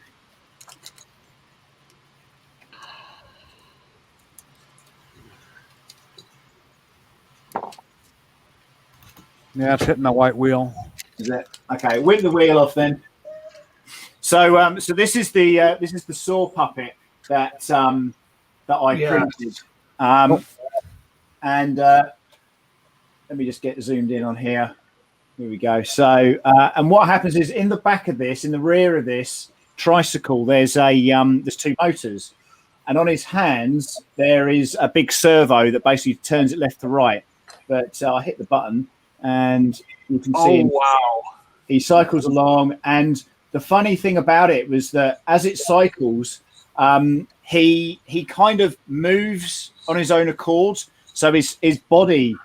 This was again testing with you know how it was going to work, and he cycles along, and it's just really freaky stuff. But we did, like I say, we did quite a few tests with him, as you know, just having that going down the you know, going down the road is just bonkers. But again, you know, the file thingiverse, and again, same thing, same principle with this. You've got two motors that basically drive the back wheels, and then you've got a servo that basically steers the front. So it's, you know, it's not that difficult. Yeah, freaky. No wonder you thought it was a real child. Yeah, well, yeah, I get that, but I think you know, my wife's sister was round, and it was her birthday, and she said, "Oh, what can you print on these printers then?" I said, "Well, what do you like?" And Halloween was coming up, and I said, "Oh, well, what about the saw puppet?" And then they've made modifications now, so the jaw moves, so it will actually kind of interact and laugh and do all that kind of stuff. So I didn't want to ask Michael, but that Wally, that'd be really cool if he actually had cameras for the eyes, where when he drove it around, he could just sit there and watch his screen and see where it's going. yeah, I mean, a lot of people do that. A hell of a lot of people do that. But the problem that you've got, and it's the same with you know, FPV flying and stuff. Sometimes you do need the line of sight. Well, yeah, you'd have to keep an eye on it. Yes. Yeah, to maintain the distancing and stuff, and it can be quite difficult.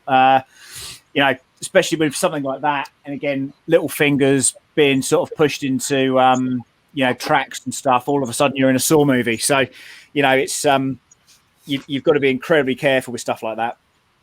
The videos that are on Mike's YouTube channel, you see that generally the Wallies are behind like fencing, like a Harris fencing, so the kids can go up and see them, but not physically touch them. Can you post his group in private chat, and I'll put it on the screen? Yeah, of course I will. Yeah, of course I will. And again, you know, the funny thing is now, guys, is you're officially now droid builders, so you're certainly going to be more than welcome on Drinks and Droids, which is our 12th or our first year anniversary of being online doing Drinks and Droids, and that's on Michael Badley's page. It's a Zoom chat.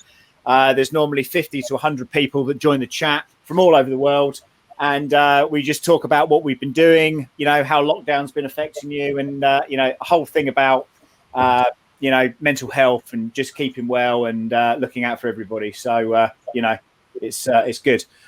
Who's this? Good night then, 3D print newbie. 3D print newbie. Take care.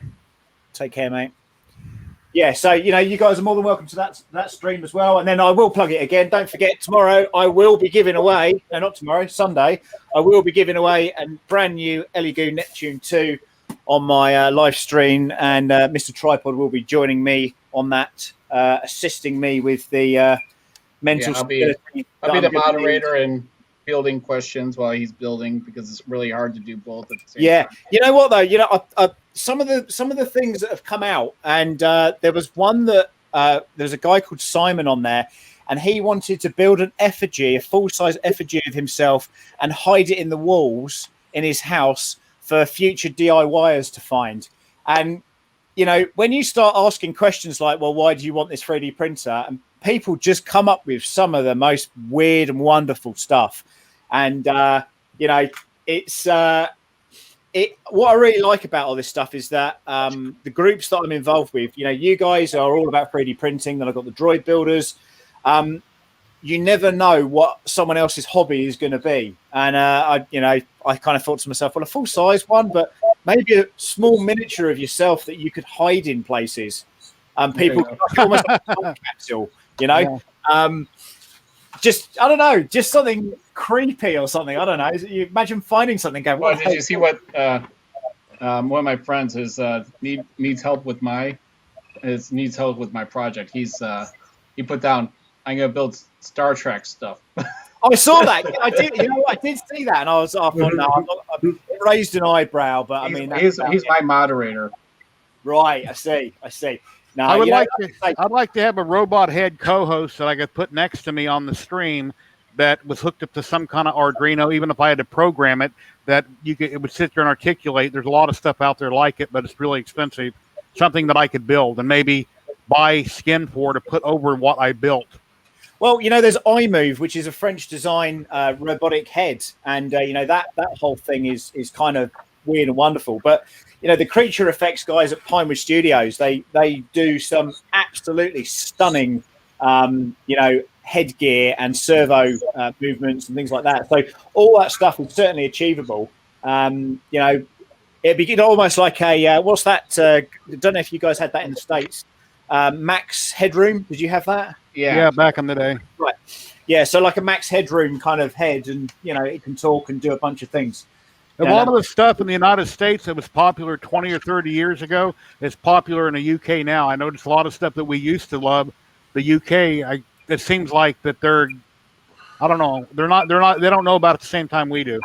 Or something. Yeah, I mean, Max Headroom was the 80s for us, I think. Okay, yeah, same. So you know, it's not on now, but as I say, it's just something. It's that kind of thing.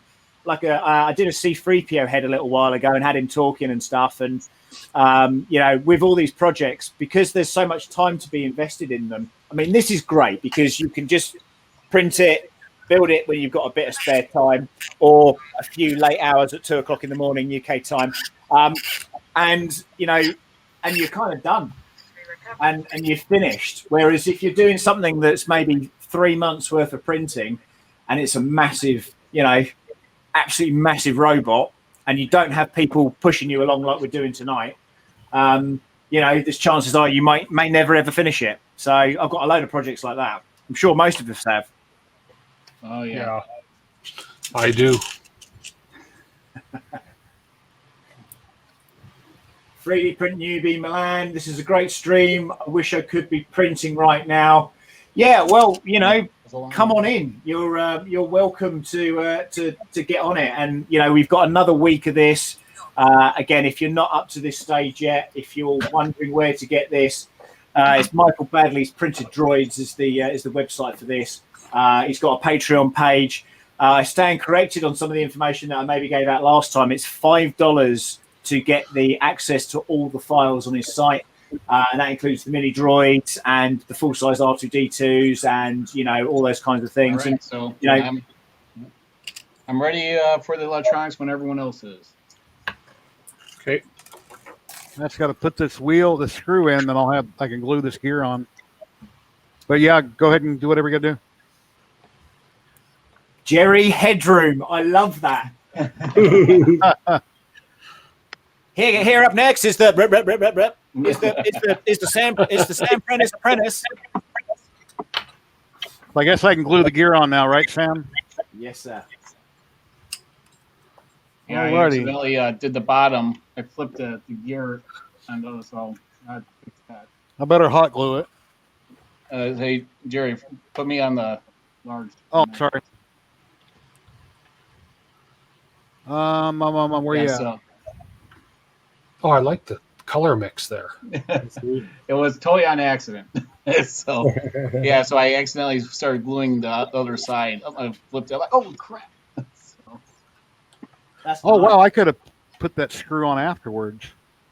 I could have glued the gear inside. The servo gear, I could have glued in here first and then put it on and put the screw in. so where's my remote? So Mr. and Mrs. Diesel 3D print some more. Me and my wife made a life-size Billy doll thanks to Chaos Cortec. I'd like to see that. PM me a picture if you can. Did Marcel leave? I don't know. Has he left? Still here. Still here. Marcel's still here. Still trying to work on this, getting the transmitter to actually run this thing. I have it bound, but I don't have the right mixing settings because I'm using a radio. So I don't know what controller you're using, but what I tend to do with mine is in the system setup. If you've got let me find it. The channel assign. No, hang on. Yes, Marcus, normally you would paint before assembling. That'd be the best way to do it. To do what? Marcus asked, don't you normally paint before assembling? Yeah. So this is the assemble first and then paint. So we're gonna come back. We're gonna do like our own little videos of how we painted it, and then we'll just share them on the stream. Yeah. Okay, so if you go in my one, if you go into aircraft type and you change the wing to Evalon or Evalon, Yep. that is where you get your tank drive set up. So that will give you your forward and backwards. It will lead on one. I'll give you your forward, backwards, and left and right. And then of course, on my throttle, I would call my throttle on the left-hand side. Do you guys sort of do things backwards over there? Are your controllers on the wrong way around? How does it work? I'm on mode 2. We drive on the left. I don't know which. The It's too close to the phone with you guys. Mode 2 we use here in Canada and US. And I remember when I was really into RC cars when I was younger, I would drive my cars underneath cars as they were driving down the street. I guess I need batteries for this. I got a question on the servos. We got a brown, a red, and a orange wire. Which one goes on the top? Well, it depends which way you've got your receiver, but generally you will have a key code on it. But the other thing is depending on what receiver you've got, it normally will only let you plug it in one way unless you really force it in there. So on mine, it's signal, positive, negative. And I'm sure that's probably the same for most people. Yeah, it's keyed. Signal is usually what color the wire. So your signal, which is the orange or a yellow cable, will be on your left. And again, your positive will be in the middle, and your ground or neutral will be on your far right. All right. So channel 1 and 2? Yeah. For the legs, channel 1 and 2? Right. Well, again, I think we've all got different controllers. So if someone wants to put the PDF for the Badley thing, if you guys have bought the Michael Badley DX6 ones, Gary T has asked, the real Sam Prentice, what controller do you use? I use, for this one, I'm using a Spectrum DX6.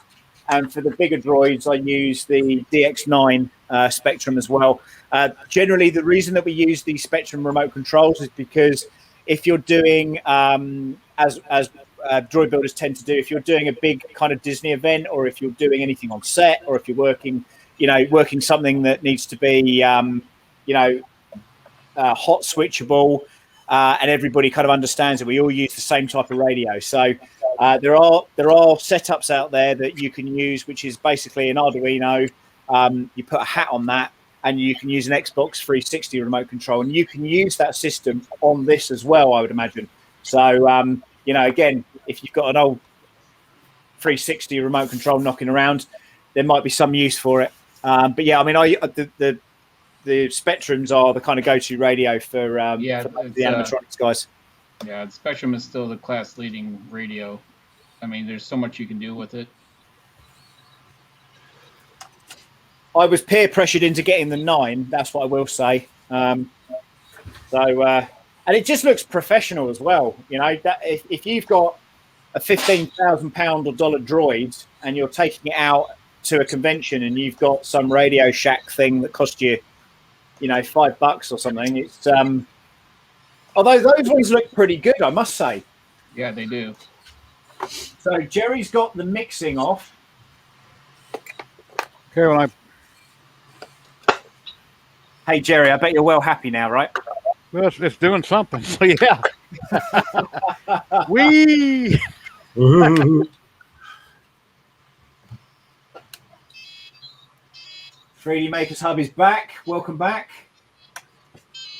Okay, so let's see. as Patreon's Mr. Badley's site, and again, yeah, these are Michael Badley files. These aren't our files. We're just building them. We're I'm a member of the group. I'm a committee member for the UK R2 Builders Club. I've done a whole bunch of different stuff with droids over the years. I've been in the game for about 5 years. Again, Jerry did an interview with me a few weeks ago, just basically talking about that and films and other bits and pieces that I've been involved with. So, I'm a droid maker, same as Michael Mcmaster that you saw earlier with Wally.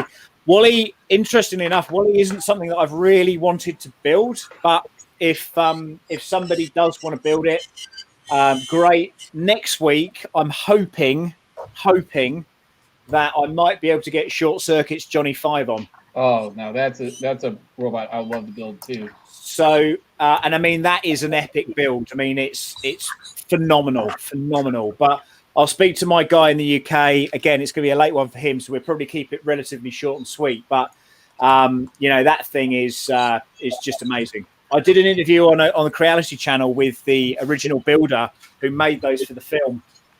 And of course, Creality didn't really get it, but it's very much a nostalgic, film. Certainly for me, Short Circuit 1 and 2 were just amazing to be able to do. Again, it's these things that get you into this sort of stuff, 3D printing, electronics, robotics. Tim, how you getting on, mate? Well, I got it moving, but it won't go straight. Okay, so what you might find if you change the two cables round, you might find that it either goes in a better direction, or you're going to then have to mess around with your trim settings. Now, I see. Okay. There's a trim setting, and there's a hang on a minute. What's this? Robot Huts Johnny 5 is outstanding. Take all and keep building. Thanks, Zolon. This is a UK-based guy. I think he's one of two people that have got it. Got one in the UK, and he met the guys that are involved with the film. So, there's a whole droid building community who deal with Short Circuit stuff. One of them bought the house that Stephanie used to live in, and all that kind of stuff. So it's cool. Is it still going left and right? So if you go far left, does it then go forward? Oh yes. Okay, right. So what you want to, so what the settings are going to be, Tim? You want to make sure that you're able to change in your settings there. There's going to be a mix setting, okay? And obviously you want to get that from when you go left to going up. So right. I haven't got that controller, but in order to do it to mine, I go into a thing where I can set the type up. So it's going to be a bit of setting. Yeah, my controller is making all kinds of weird noises. Oh, there's the trim setting. Yeah, your trim settings, your mixing settings that you're going to want. Place all switches in the up position. And then pull it down and it'll quit making noise. Pull the left one down after it does it, and it'll quit making noise.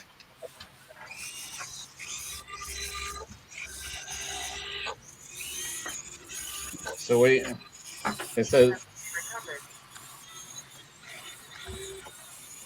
Okay. I guess it helps to read the instruction book too. The instruction book is lousy for this thing. Oh yeah. Oh yeah, it is. Yeah, this thing just won't. Mine won't stop beeping. Well, let's see. Let's put the dome on, anyways. Let's get this under. Warning: place all switches in their up position and lower the throttle.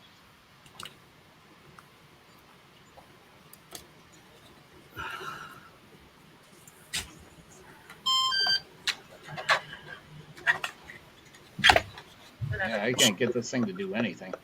the heck? Stop beeping at me. Oh, I've got bad servos. I got to take it all apart. Don't start saying that. I just plugged in these 2 new servos over here, and they work. So now I got to take these ones out of this. Are you joking? That for real? You've got a problem with it? Yep. It's not, out of interest, it's not, the servo hasn't been wired up the wrong way around, has it? No, it's the same way. I just plugged these ones in and they worked.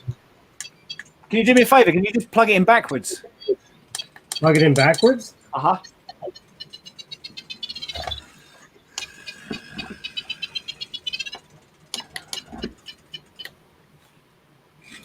Stupid remote.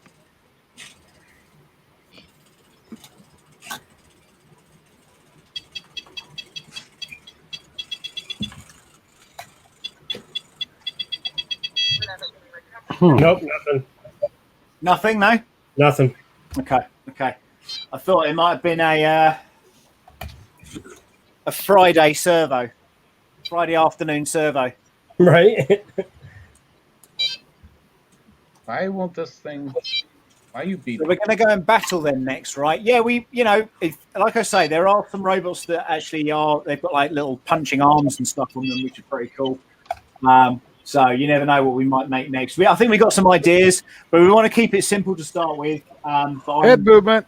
Hey, well done, Jerry. Nice. Now, what have you got movement-wise? And have you still got the mix settings off? Who, me?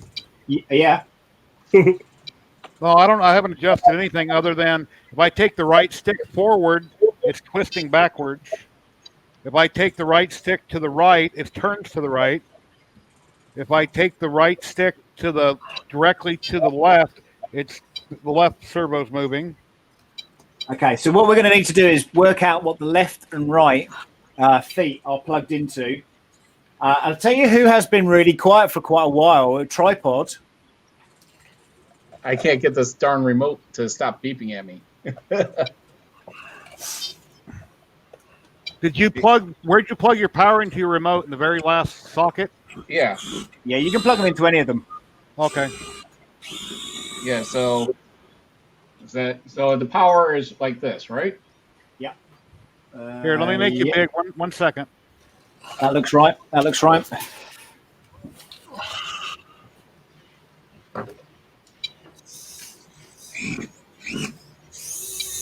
Yeah, because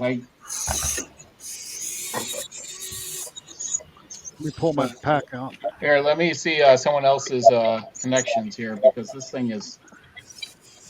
As soon as I turn it on, this remote just keeps on beeping at me. Hold on, let me show you me. I got the same thing you got.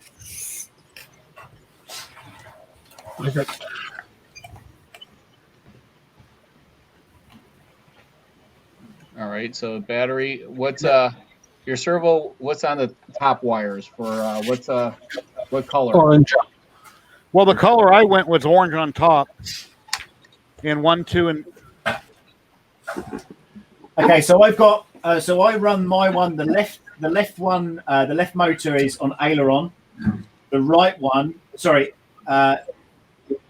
Is on. So what words have you got written on your receiver? PPM/channel 1, Yeah. channel 2, channel 3, channel 4, and I've got the left leg plugged into channel 1. Wait a minute. Yeah, the left leg is in 1. The right leg is in 2. The center dome is in 3. Okay, on the PDF document that's on the Dropbox file, there is the very last page. It tells you how to configure that. Because I don't have that same remote control, and I don't know what channels do what on your receiver. All right, and I know you printed it out, Jerry. okay. Mix 1. Channel 1 drive is the master and channel 2 steer. Yeah. And that'll be on your mix settings. Mix settings, so that's... Yeah, Lewis, these guys are using these cheaper transmitters because we're printing out very, very easy to do droids. This is very basic stuff at this point. You want to know something funny?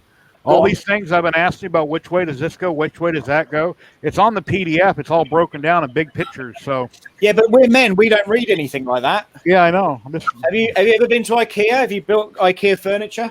No.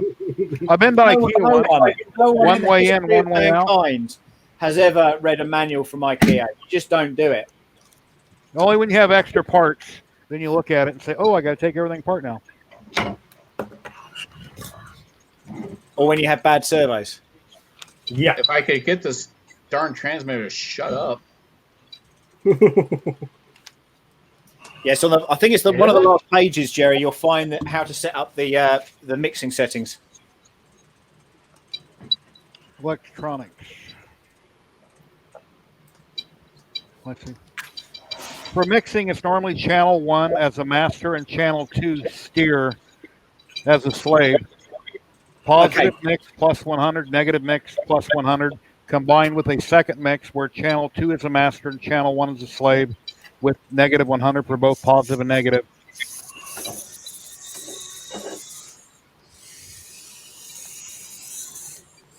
Well, that gives you your answer then.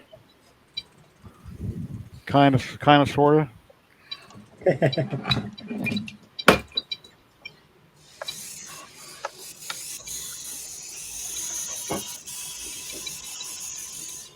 But with an on and off switch, it would be much easier to have one. That way you don't have to pull the head off and pull the battery pack out. Yeah, definitely. And again, you can, like Marcel has done, he's got a little switch on the back. And a few of the droids that we will be building in this series, they do have those little switches just in the back of them. It'll be easy enough to add to this. Gotcha. Stop beeping at me. Stupid remote. This is the live stream where Tripod just goes completely mad, rips its top off and smashes the remote control. I'm about to. I don't understand why this thing will not stop beeping at me. Looks like I have something to build with my Spectrum DX8. Yes, indeed. I've got the DX9 and the DX6 here. I use the DX9 for the bigger, for the R2D2 and for the track droid that I've got, the big track droid. And that works incredibly well. And yet again, the more expensive the remote controller, the more information, the telemetry and stuff, you can get lots of information on how well charged your battery is. Yeah, we should have got Matt on, and he could have read the manual for us. Yeah. Wow. Place all switches in their up position. Lower the throttle. I didn't hear it, but if you said, but how much filament did it cost? Okay, so how much filament did we use? So Marcel used about 300, was it grams or something? Yeah, roughly. And I used way less than a kilo. I didn't measure it like that, but well less than a kilo. So I know we had a metric on how much this stuff costs to kind of put together. So the expensive part's going to be your receiver and transmitter. You might find that's going to be £30, $30, something like that. The battery is like $5. The servos, you need 3 of them. They're about $4 or $5 each as well. And, a 3D printer and some filament. I think that's pretty much it, is it not? Yeah, and a lot of people probably already have most of this stuff. So it's a matter of filament and a few bolts. If you I will be honest, the screws and stuff, I've got like a box just full of like bits and pieces. So I just used whatever was there. So, I'm back. Now, Jerry, are you working now? Is this working? Yeah, it's not perfectly tuned in, but it's working well enough that I'm happy. I've got to do some minor adjusting, but that might, something I can tinker with. I tell you what, that color's really cool. Yeah, that's a printed solid Jesse. I forget what color that is, but it's from Printed Solid here in the U.S. That's nice. And Tim looks like he's got some movement now. Okay, I figured out finally what his instructions meant. I've got movement, but when I let go of the remote, it still moves. So okay, so have you got it will twitch. So have you got any dialing in settings on? So on my remote control, let me just pull this up just for a sec. On here, I've got I forgot the antenna. Pots, and I can move those up and down, and that will basically tune the the servo. Have you got that as well? I think I just found it. Okay, cool. Now it's quiet. The antenna, I never forgot to screw it in on the top, so I'm going to hot glue it or super glue it. If you get a piece of filament, Jerry, and just poke that in, it'll sit on top of that. All right. That's nice, Tim. That looks really good. Okay. You hot glue it. Tripod is sweating right now because he's the last one to finish. Well, I was way behind on the legs. I felt really bad that I was taking me so long to figure out the leg combination. So obviously this remote can do so much more. The antenna has a small round hole on it like an eyeball. Yeah. I know it doesn't matter which way it goes, but which way should it go? What, the antenna? The antenna has a small round circular thing on the side like a porthole. That's up to you. That's your design preference. Okay. Oh, I never even noticed that. Yeah, I was wondering if there's like a way it really should go. Kenny Briggs looks good. Betty says you can chase the dogs. Tripod is beating his servos with a big stick. Kenny's laughing at Betty. Last time, I forgot to say hi to Betty. I missed her in the chat last week, so hi, Betty, from Dixon Hoffman. Non-fan likes Tim's droid, and it would be really good to print it with... Yeah, I think my AA batteries are toast, so that's why it's beeping mad. That could be it. Let's see. Low voltage warning. Sam, who was the man that we had on earlier that came on? If you could tell everybody, so they'll go back. Yeah, sure. That was a chap called Michael Mcmaster. He's like one of the godfathers of droid building, and he was very kind enough to come in earlier and show us his Wally. Again, mainly because Jerry had his 3D printed Wally there, and I thought it was appropriate to ask him to come on the show and just say hello very quickly. But he's a good guy. So Mcmaster Robots is his Instagram handle, and he builds all sorts of things, R2D2s and loads of different things with Disney and Lucasfilm. And, he does stuff at Pixar. He does.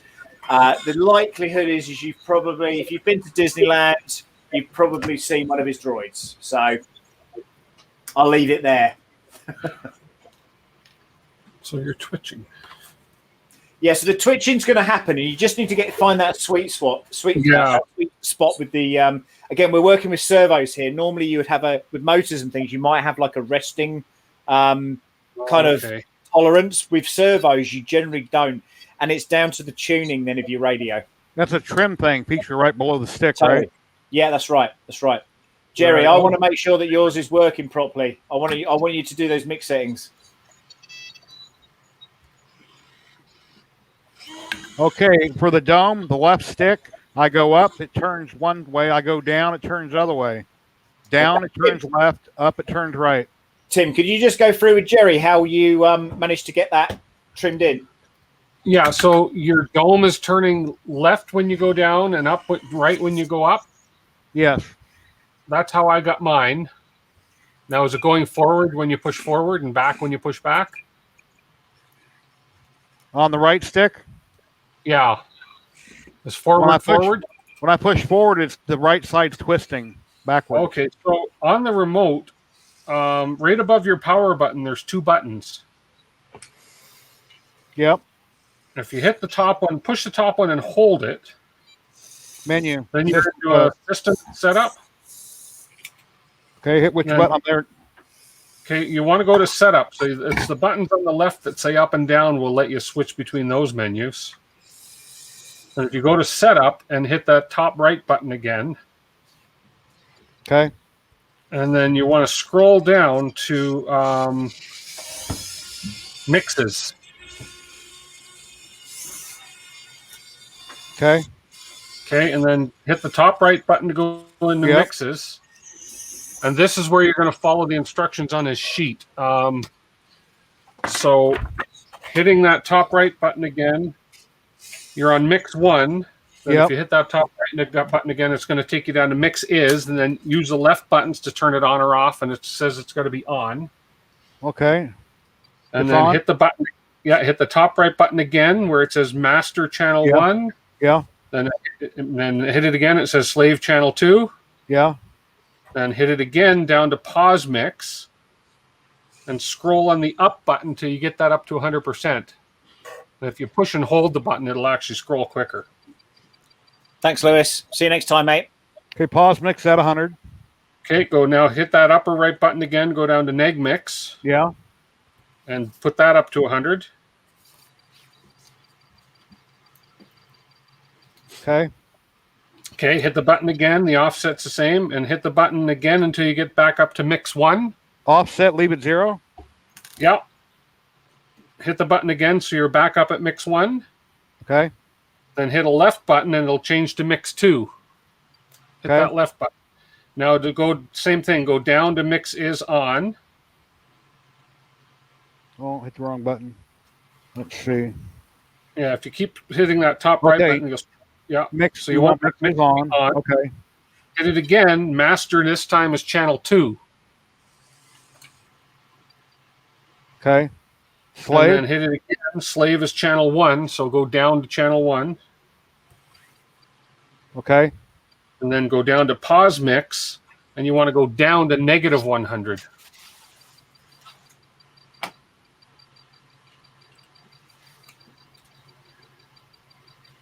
Okay. And then you go down again to neg mix, then scroll it down to negative 100. Wait a minute. I got that wrong. Okay. Let's see. Hold on. I made a boo-boo. What's this button say?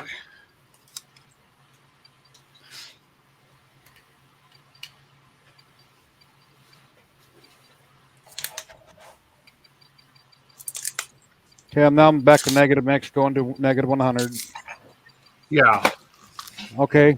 Okay, and then now you can push your button. Your offset stays at 0. Now, I couldn't figure out how to save it. I hit a button called bind key. I assume that saves it. But I hit that little button, the little black button on the left, Yep. and then I powered it off, and then I powered it back on. So I'm still in the mix menu, right? Yep.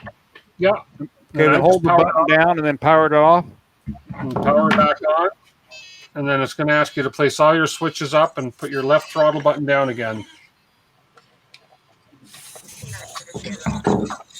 And then you can center that. Now try your forward and back if it goes forward. It should.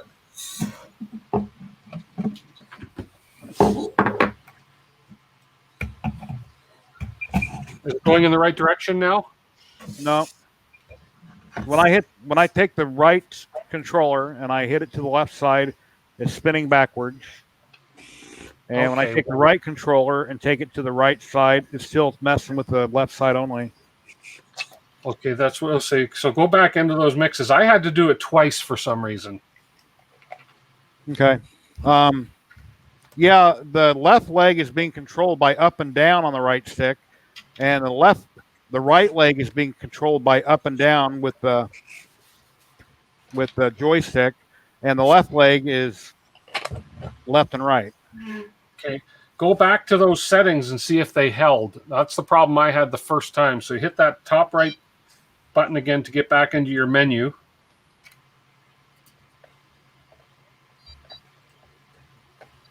And then scroll over to function setup and go back down to mixes and see if it's still held. So it should say mix 1 is on, channel 1, channel 2, and 100%. No, it didn't hold. It didn't hold. See, mine didn't hold the first time either, so I had to do it all over again. And then it held the second time, and I don't know what I did different. All right, so mix 1 is on. Mix 1 is on, then master is 1, slave is channel 2, Yeah. and then pause mix and neg mix, put them both up to 100.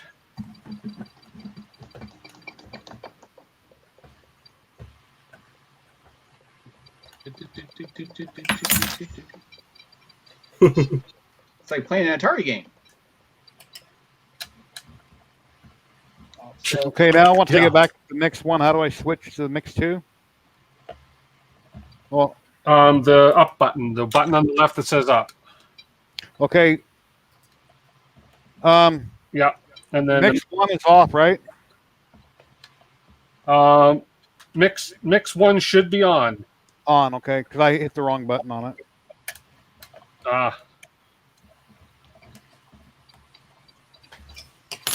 Thank you, 3D Makers Hub. Yeah, this is kind of the new setup. I've had some bits and pieces going on for a while, but this will be the YouTube studio, and all my gear will be in here. Some of the droids, and the CNC machine, 3D printers. I'm going to have lots of CNC stuff up on the walls. I'm doing a sponsorship thing with Maker Made. CNC and 3D printers. So we're going to have a really good studio here, and hopefully doing a lot more of this kind of stuff where we get people involved with droid building. Mix Tim, 2. I'm so excited that you're there, man. That's cool.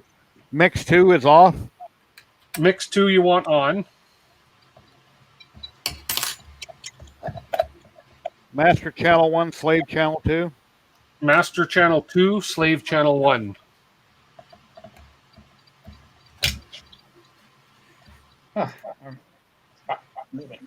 Betty, is this any better?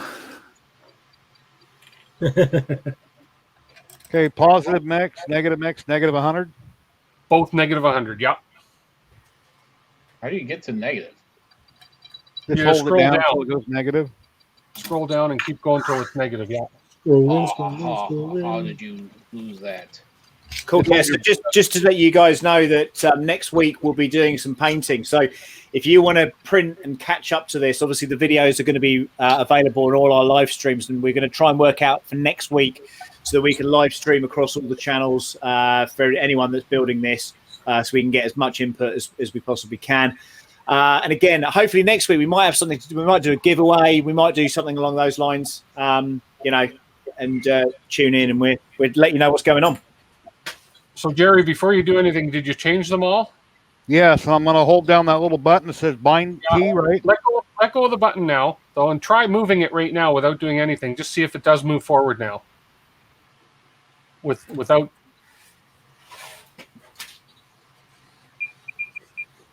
Okay, when I pull back on the stick, it goes forward. When I push up, it comes backwards. When I go left, it goes left. And it goes, yeah, this is correct. So when you pull back on the stick, it goes forwards? Yes. Oh, okay, that may just be a matter of reversing the the cables around. Cables, like put the left leg in right and right leg in left, or in one just swap channels 1 and 2, Jerry. I think swap channels 1 and 2. Yeah. I figured that would be correct, though. You pull back on the stick, it drives forward, and you push up, it goes backwards. No. Okay. Well, you could. I mean, if it'll work that way, if that's So now I just need to get this to save. So now I think I pushed that little black button once without holding it. I just pushed it, and then I powered off and on, and it was working again. Okay, so I held it down when I turned it off before. Okay, just push it and let go of it, and then power off and on, and it should save those settings.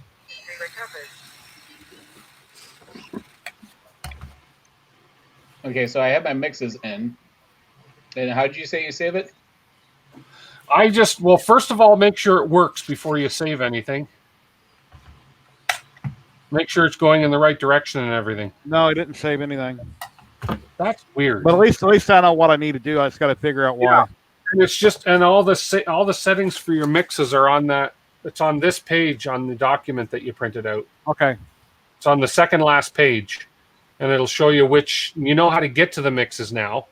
Yes. I must have obviously saved it by fluke, but yeah, I have to read the paper. Like I said, I didn't read the paperwork. It'll explain how to do it. If we're missing a step.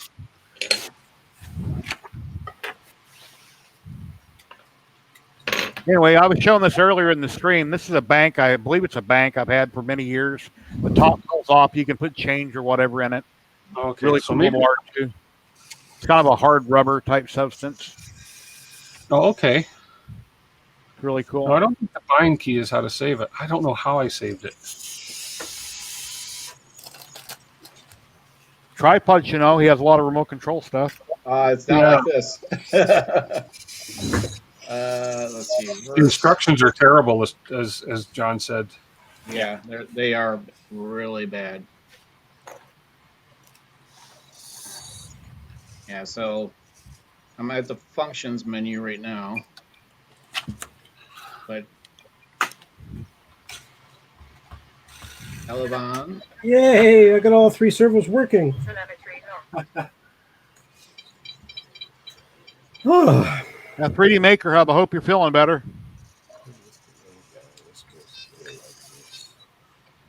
Dual rate.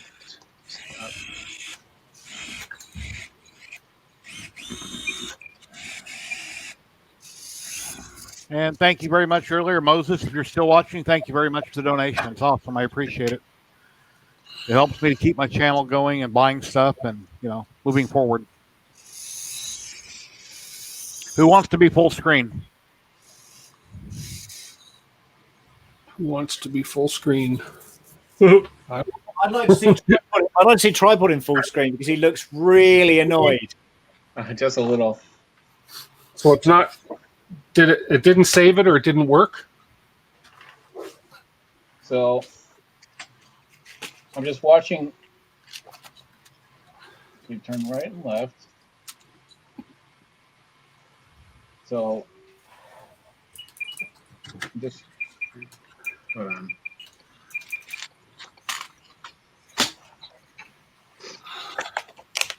All right. You gotta go to this.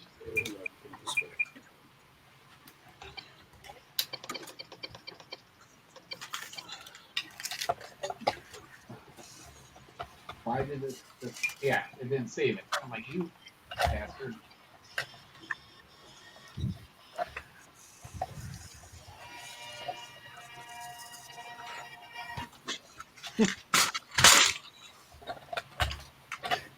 And if anybody is wondering, I've got a tape measure here. And he appears to be about 9¼ inches tall. There's a question earlier on whether or not they make sounds. The short answer is no, but the longer answer is yes. You can trigger them. And again, you've got some spare ports on this thing, so if you buy an MP3 trigger board, you can literally just trigger them off a switch, if you so wanted to.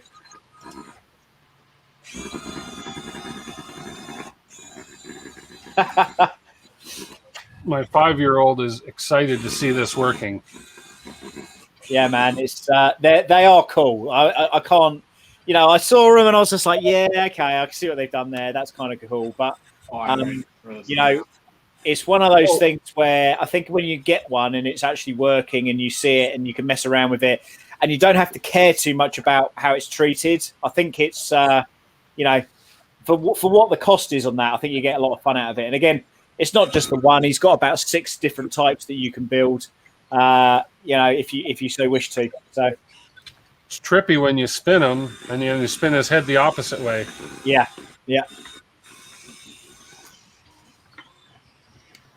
I'm changing my servos. Well, mine was beginner's luck because I know nothing about this stuff. Well, you did very well. Good teachers. It reminds me. What filament is that, Tim? This is Prusament Pet G. Ooh, really nice. Carmine red. Yeah, it looks really nice. Looks like it could be the Daredevil version. Yeah. He doesn't agree with you. He's saying no. No, it's because he's blind.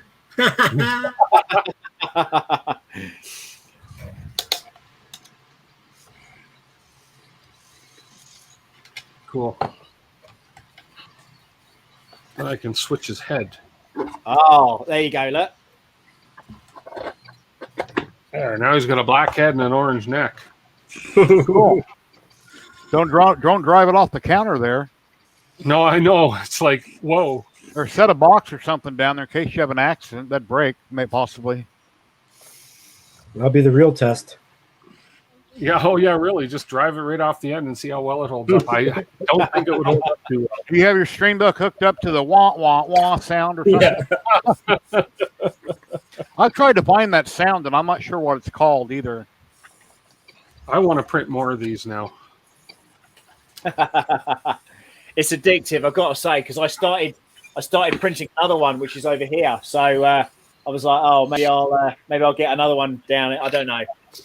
I don't know. I'm keen to move forward with this. So you know, once we got the painting and stuff, and we know everybody's kind of in the same place. Maybe tripod's caught up, and he's eating. He's not even working. Yeah, I gotta. I'm looking up how to save it. So okay, yeah. So and again, there's another droid we're looking at, and yeah, it's you know, again, it's a cool droid. It's not. This one's not going to be a Star Wars one, but it looks very Star Wars-esque. And then you know, once we've done that next one. Again, which is going to be another couple of weeks, probably even quicker than this one, I'd say. Then we're going to look at, you know, perhaps doing something a little bit more tricky, maybe with an Arduino board or, you know, something that's a bit more of an animatronic. And again, we don't have to stick with this with Star Wars. You know, if you guys would want to build something, I'm in. You know, it's really cool. I'd love to design something just based on knowing how this all works now.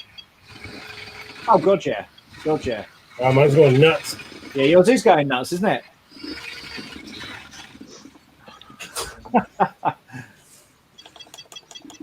Calm down. yeah, I mean, I got all that. I have it. I switched around 2 wires on the servo. Did it work? When I move the right stick forward, it turns left. When I move the right stick straight backwards, it pulls back on the left side. But when I take the right stick to the left, it turns to the left. Take it to the right, it backs the right up.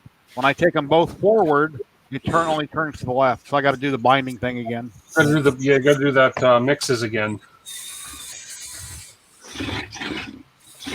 I'm sorry, tripod guy. I think I interrupted you. No, I'm just. He's just filling his face. What model of controllers have you got? Are they Fly Sky controllers? You guys Fly got? Sky off Amazon, yes, around $50, $55. 50, are they? Okay. Yeah, US on dollars. Amazon.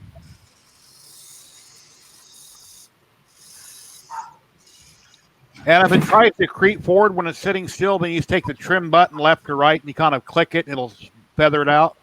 Oh, okay. Okay. Okay, there's a better manual online for this thing. A lot better. Or is there? Yeah, Yeah, because but It's nice, Marcus.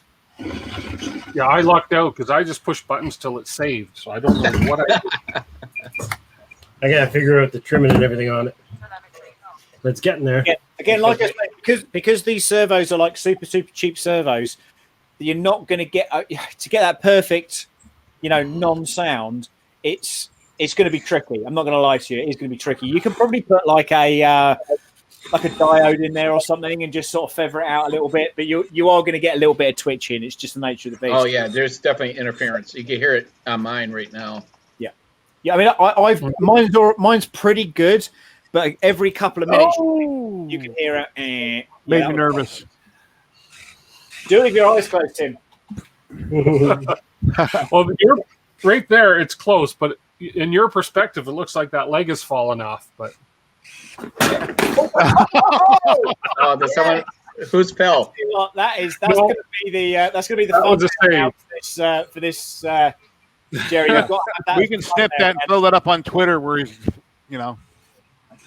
Oh, I've just got an instant replay here as well. That is amazing. yeah, I don't think I've ever moved that fast. Yes, Fly Sky. Okay, so I have to look that up. yeah, as soon as I back out of the mixes, there's has to be a way to save it because it gets rid of it right away. Yeah, I don't know what I did, to be honest. It probably has a save button. I just So didn't how do see you- one. Oh, I thought it was this just little see. button right here. Actually, what if we just hit the OK That's again? what I thought. Isn't that an OK, the top right, once you get it where you want it? Instead of, Top right is okay. I never hit But the OK. OK just scrolls it through again. Oh, does it? And the other button is cancel. Let me have a look, see if I can. Fly Sky. What is this? An I'm switching everywhere. I6 X.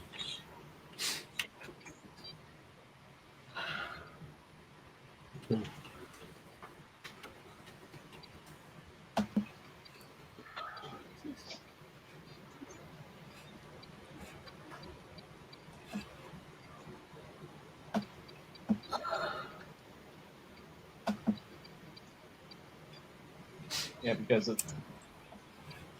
I wonder if you go through all the mixes, maybe.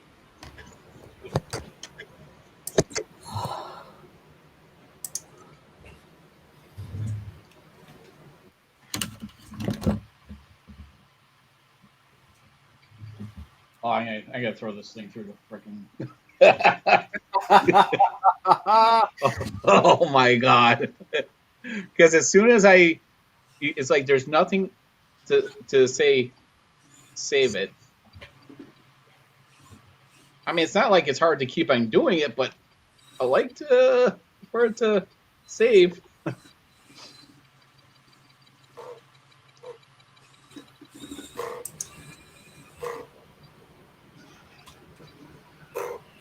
I think my internet. Oh, there we are. My internet froze.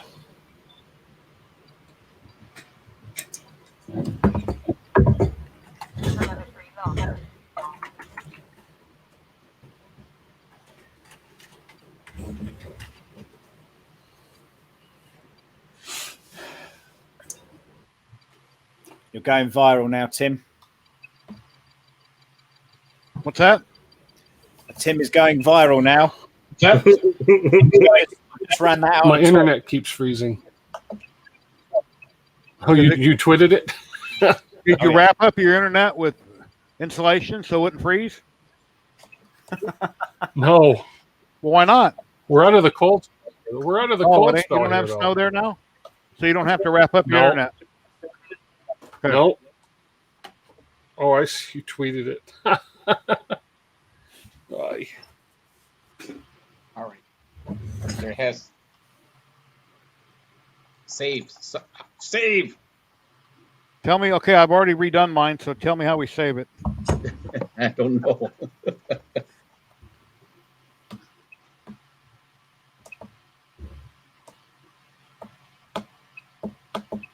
Let me see. Let me go back to this PDF I found online. See if I could.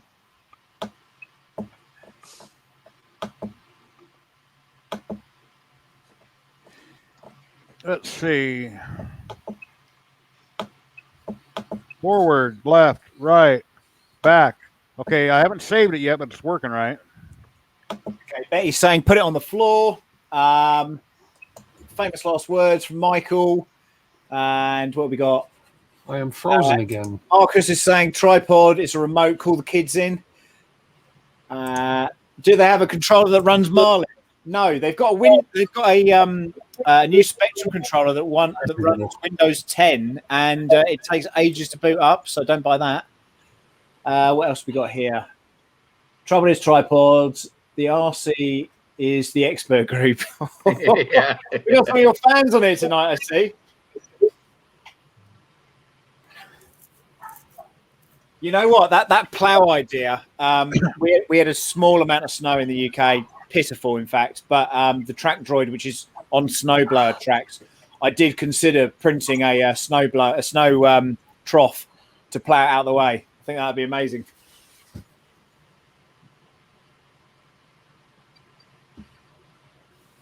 Man, I keep freezing. How the hell do you save this? This is just not cool. Maybe I need to read it in Asian. Bind key. What is that? Bind. I'm trying to Google it, but every time I go to another window, my internet The freezes. paperwork don't say nothing about saving a binding or saving it. Saving a mix.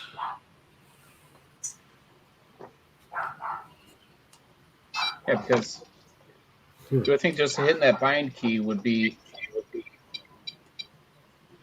You would think that it would bind it like it would. I haven't pushed the cancel button yet. I don't want to touch it.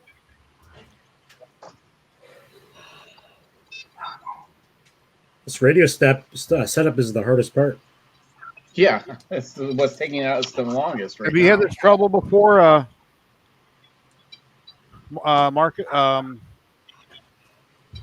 Marcel? No, when I printed my smaller micro droids and did the same kind of setup, it was working all right, but I feel like somehow it's going backwards. So like when I use one stick, it actually controls the dome where I should be controlling it. Okay, so the bind is for if you use it with another receiver, so you're not going to use that. Okay. So it says bind with the receiver. So no, we're not going to be Binding. no.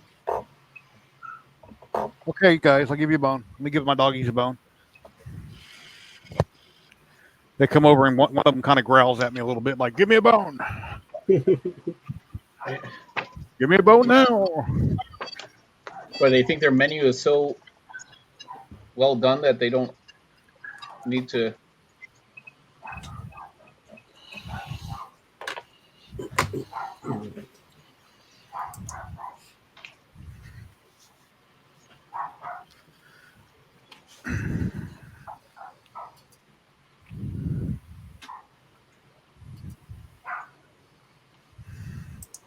Oh, I know what I can do. Aha! Did it. You got it? Yeah. So you hold down the cancel button. Oh, That's You the hold only it one down. I was afraid to push. Yeah, you hold it and keep on holding it, and it'll beep. Okay. oh, And as soon as it beeps, that's good. Yeah. And then you'll see that your mixes are saved if you go in there.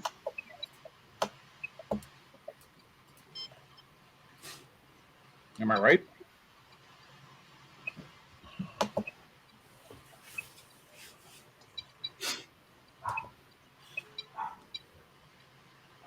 Yep. Thank you very much. oh, wow. I obviously pushed it by mistake or something And because I- mine's. All right. Shove this shit in here.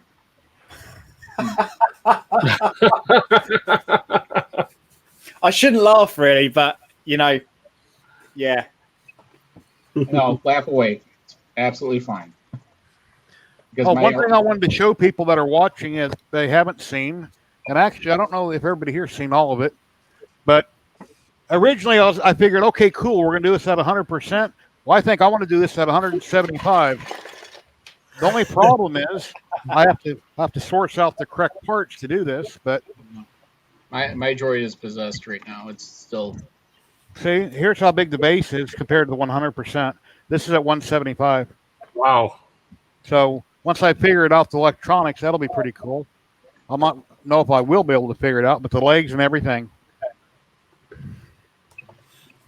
So yeah, that'll be awesome. Speaking of, didn't you say you were going to wear a crown today?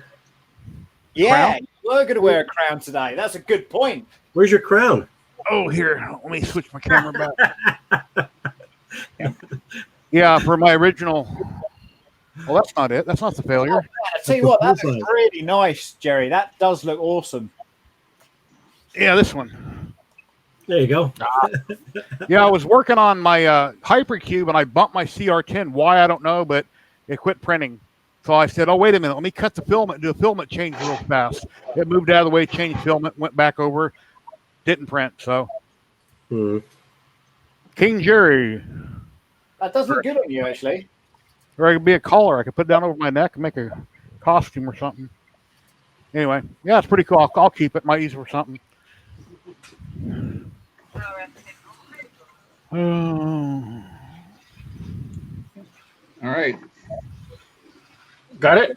Greg said, hold the cancel button. My dad made a So now snow today. Now we know that you got to hit the cancel button, hold it down. Yeah.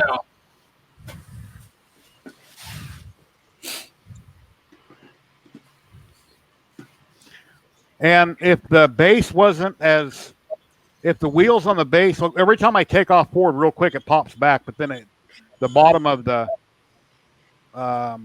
feet stop it from tipping over.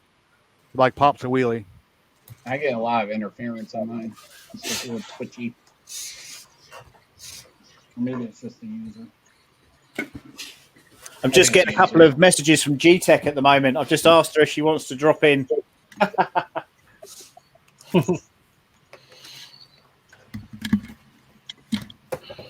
Yeah, it's pretty cool. Maybe We're spraying it with G-Tech.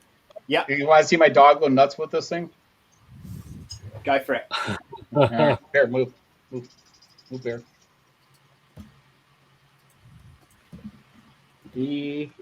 loves RC cars, man.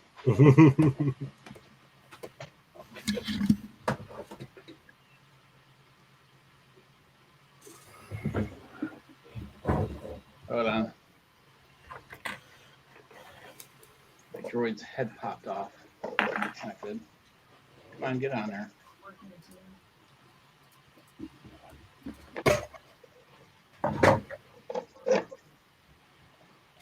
Come on.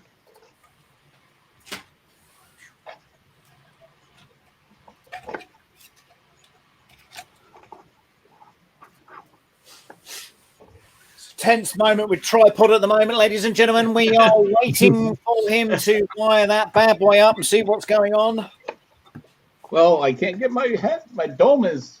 He's a little much eye right now. Should drop right in the gear. Yeah. Yeah, what's up with that? I bet you've got that on the wrong way round. What's that? Hang on. Those nuts are those nuts protruding? No. No. So is the gear too close? Is the servo around the incorrect way? Well, you can watch my robot move by itself. That's awesome. It's a mind meld, so it's part of Star Trek. What the hell?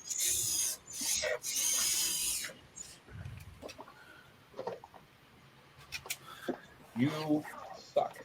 Get on there.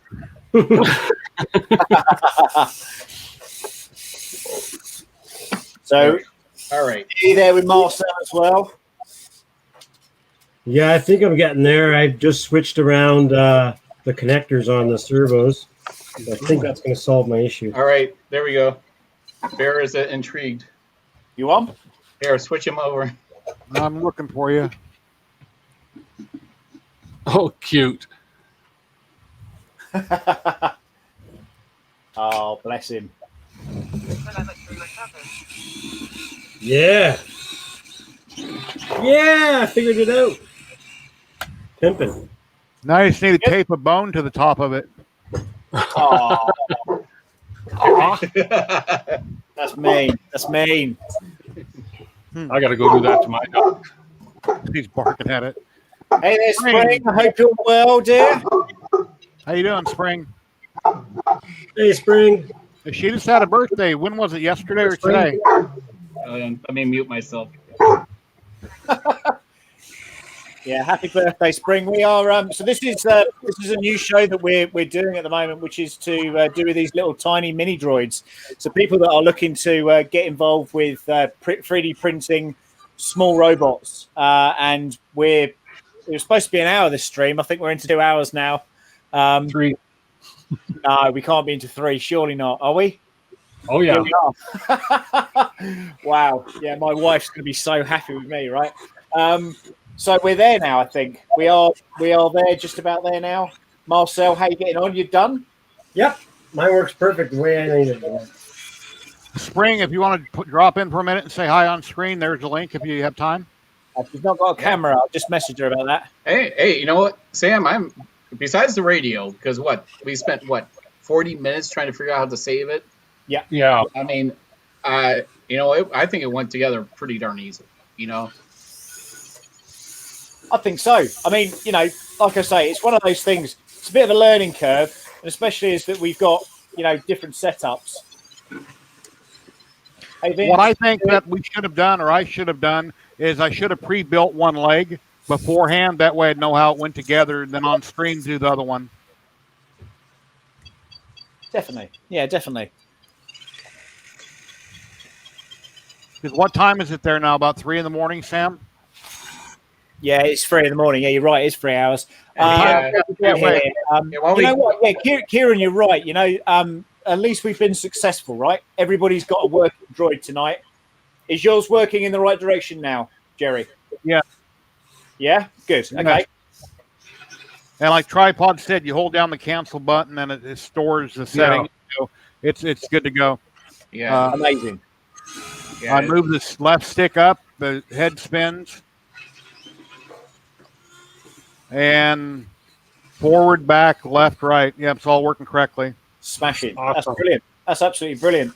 Just need to paint it, take it apart. Well, I'm not going to take it apart now. I'll just paint it, separate it, and paint it, and make it look nice. And then I'll film that and Yep. take lots of pictures. So the next stream we can show how we went about painting it. But of course, everybody that paints these, if they're in PLA or anything, you always have to prime with primer first. Use rattle can primer, prime them with airbrush primer or rattle can outside, and then you can hand paint it. And something Mr. Bagley talked about, or Mr. Bedelli, whichever way, is to use acrylic painter pens. And I did buy a pack of these, and these are really good for fine detail, getting in nooks and crannies. They're little pins. They have a plastic tip, and you take the pin, you shake it up really good, and there's like a little plunger going back and forth, and then you can get in really fine detail. Paint runs down on the tip, and you can paint with it. It's not like a paintbrush. It's a hard plastic tip. They're really cool. So, anyway. Smart. Yeah, very smart. So we're probably looking to do the same time next week. So that's 4 p.m. Pacific. And we're going to come back with some printed droids. And then we're probably going to talk about the next droid we're going to be looking at as well. So we have an offline discussion about that at some point. Any other news? So tomorrow is the first year anniversary of Drinks and Droids. If you're a member of Mr. Badley's Printed Droids Facebook group, you would be more than welcome to entertain yourself by coming on the live stream with that. It's a Zoom chat, very informal. You don't have to go on camera if you don't want to. You can just listen to what everyone else is up to. There's a really good community there, so I think you'll thoroughly enjoy that. In regards to these little droids, again, they're Michael Badley Printed Droids. There's a Patreon page. It's $5 to get onto his Patreon page, and you're not locked into anything, so you can pay $5, download the files, and disappear if you so wish to. But there's new stuff out all the time, and again, there's about 6 or 7 types of these different droids, all the way tiny little droids up into a massive R2D2 if you want to build something that way. So what else have we got? And then on Sunday I'm doing a giveaway. I've got this Elegoo Neptune printer to give away. I'm going to do a live unboxing, so if you head over to the Real Sam Prentice, my YouTube channel, doing a celebration of hitting 1,000 subscribers. Go me. Hopefully we will see you next week, if not before. Yeah, you're awesome. You should have a lot more subscribers than 1,000. I think everything is going to be straight uphill from here, and you're an awesome guy. Well, I hope so. It's been interesting, certainly over the last couple of days. It's getting those kind of comments and getting that community spirit going, and all right, maybe it is hooking people in because I'm giving away a printer and stuff, but that's what the channel's all about. In fact, that's what the majority of our channels are about, is about informing people. And what's all this? What's going on, Tripod? No, I was just having fun. Okay. Yeah. All right. Okay. Yeah. So Tripod will be joining me on Sunday as well. He's the man in control. And Yeah, and I gotta slip in a live stream, and we're gonna reverse. Sam will be the moderator on mine because I'm gonna be doing an unboxing and a small giveaway. Yep. So there's gonna be a lot of live streams going on. So and giveaways are nice, right? So I always like them, but I think this was what I really wanted to get into 3D printing and other stuff about, was to do interesting things like this. Definitely. I can't wait to build more.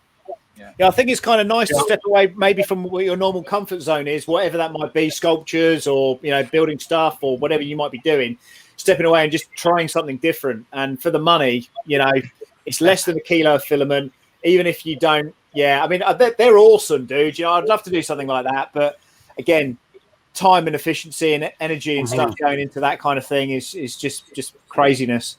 Yeah. But brilliant, absolutely brilliant. Any laugh from Mark? No, definitely not Jar Jar Binks. Good God. No way. That was the destroyer. So, yeah, Clark is like, Tripod's wife opened the door last week. Yep. So, the other dog was chewing a shoe, and the daughter shoved both dogs in here. And I'm like, I almost lost it. They're trying to save on the remote and doing that. And then I'm like...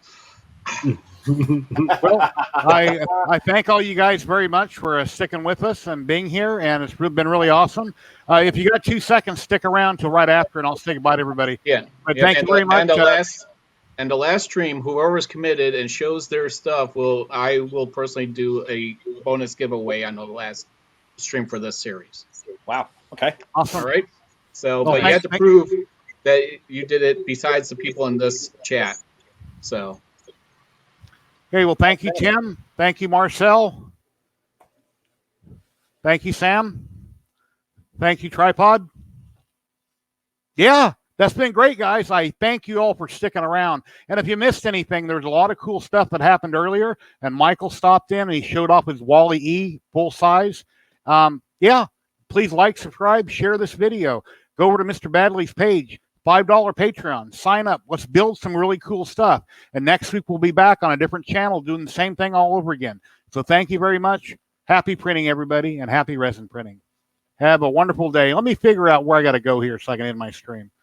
Oh, no, it's right here somewhere. Thank you very much, guys.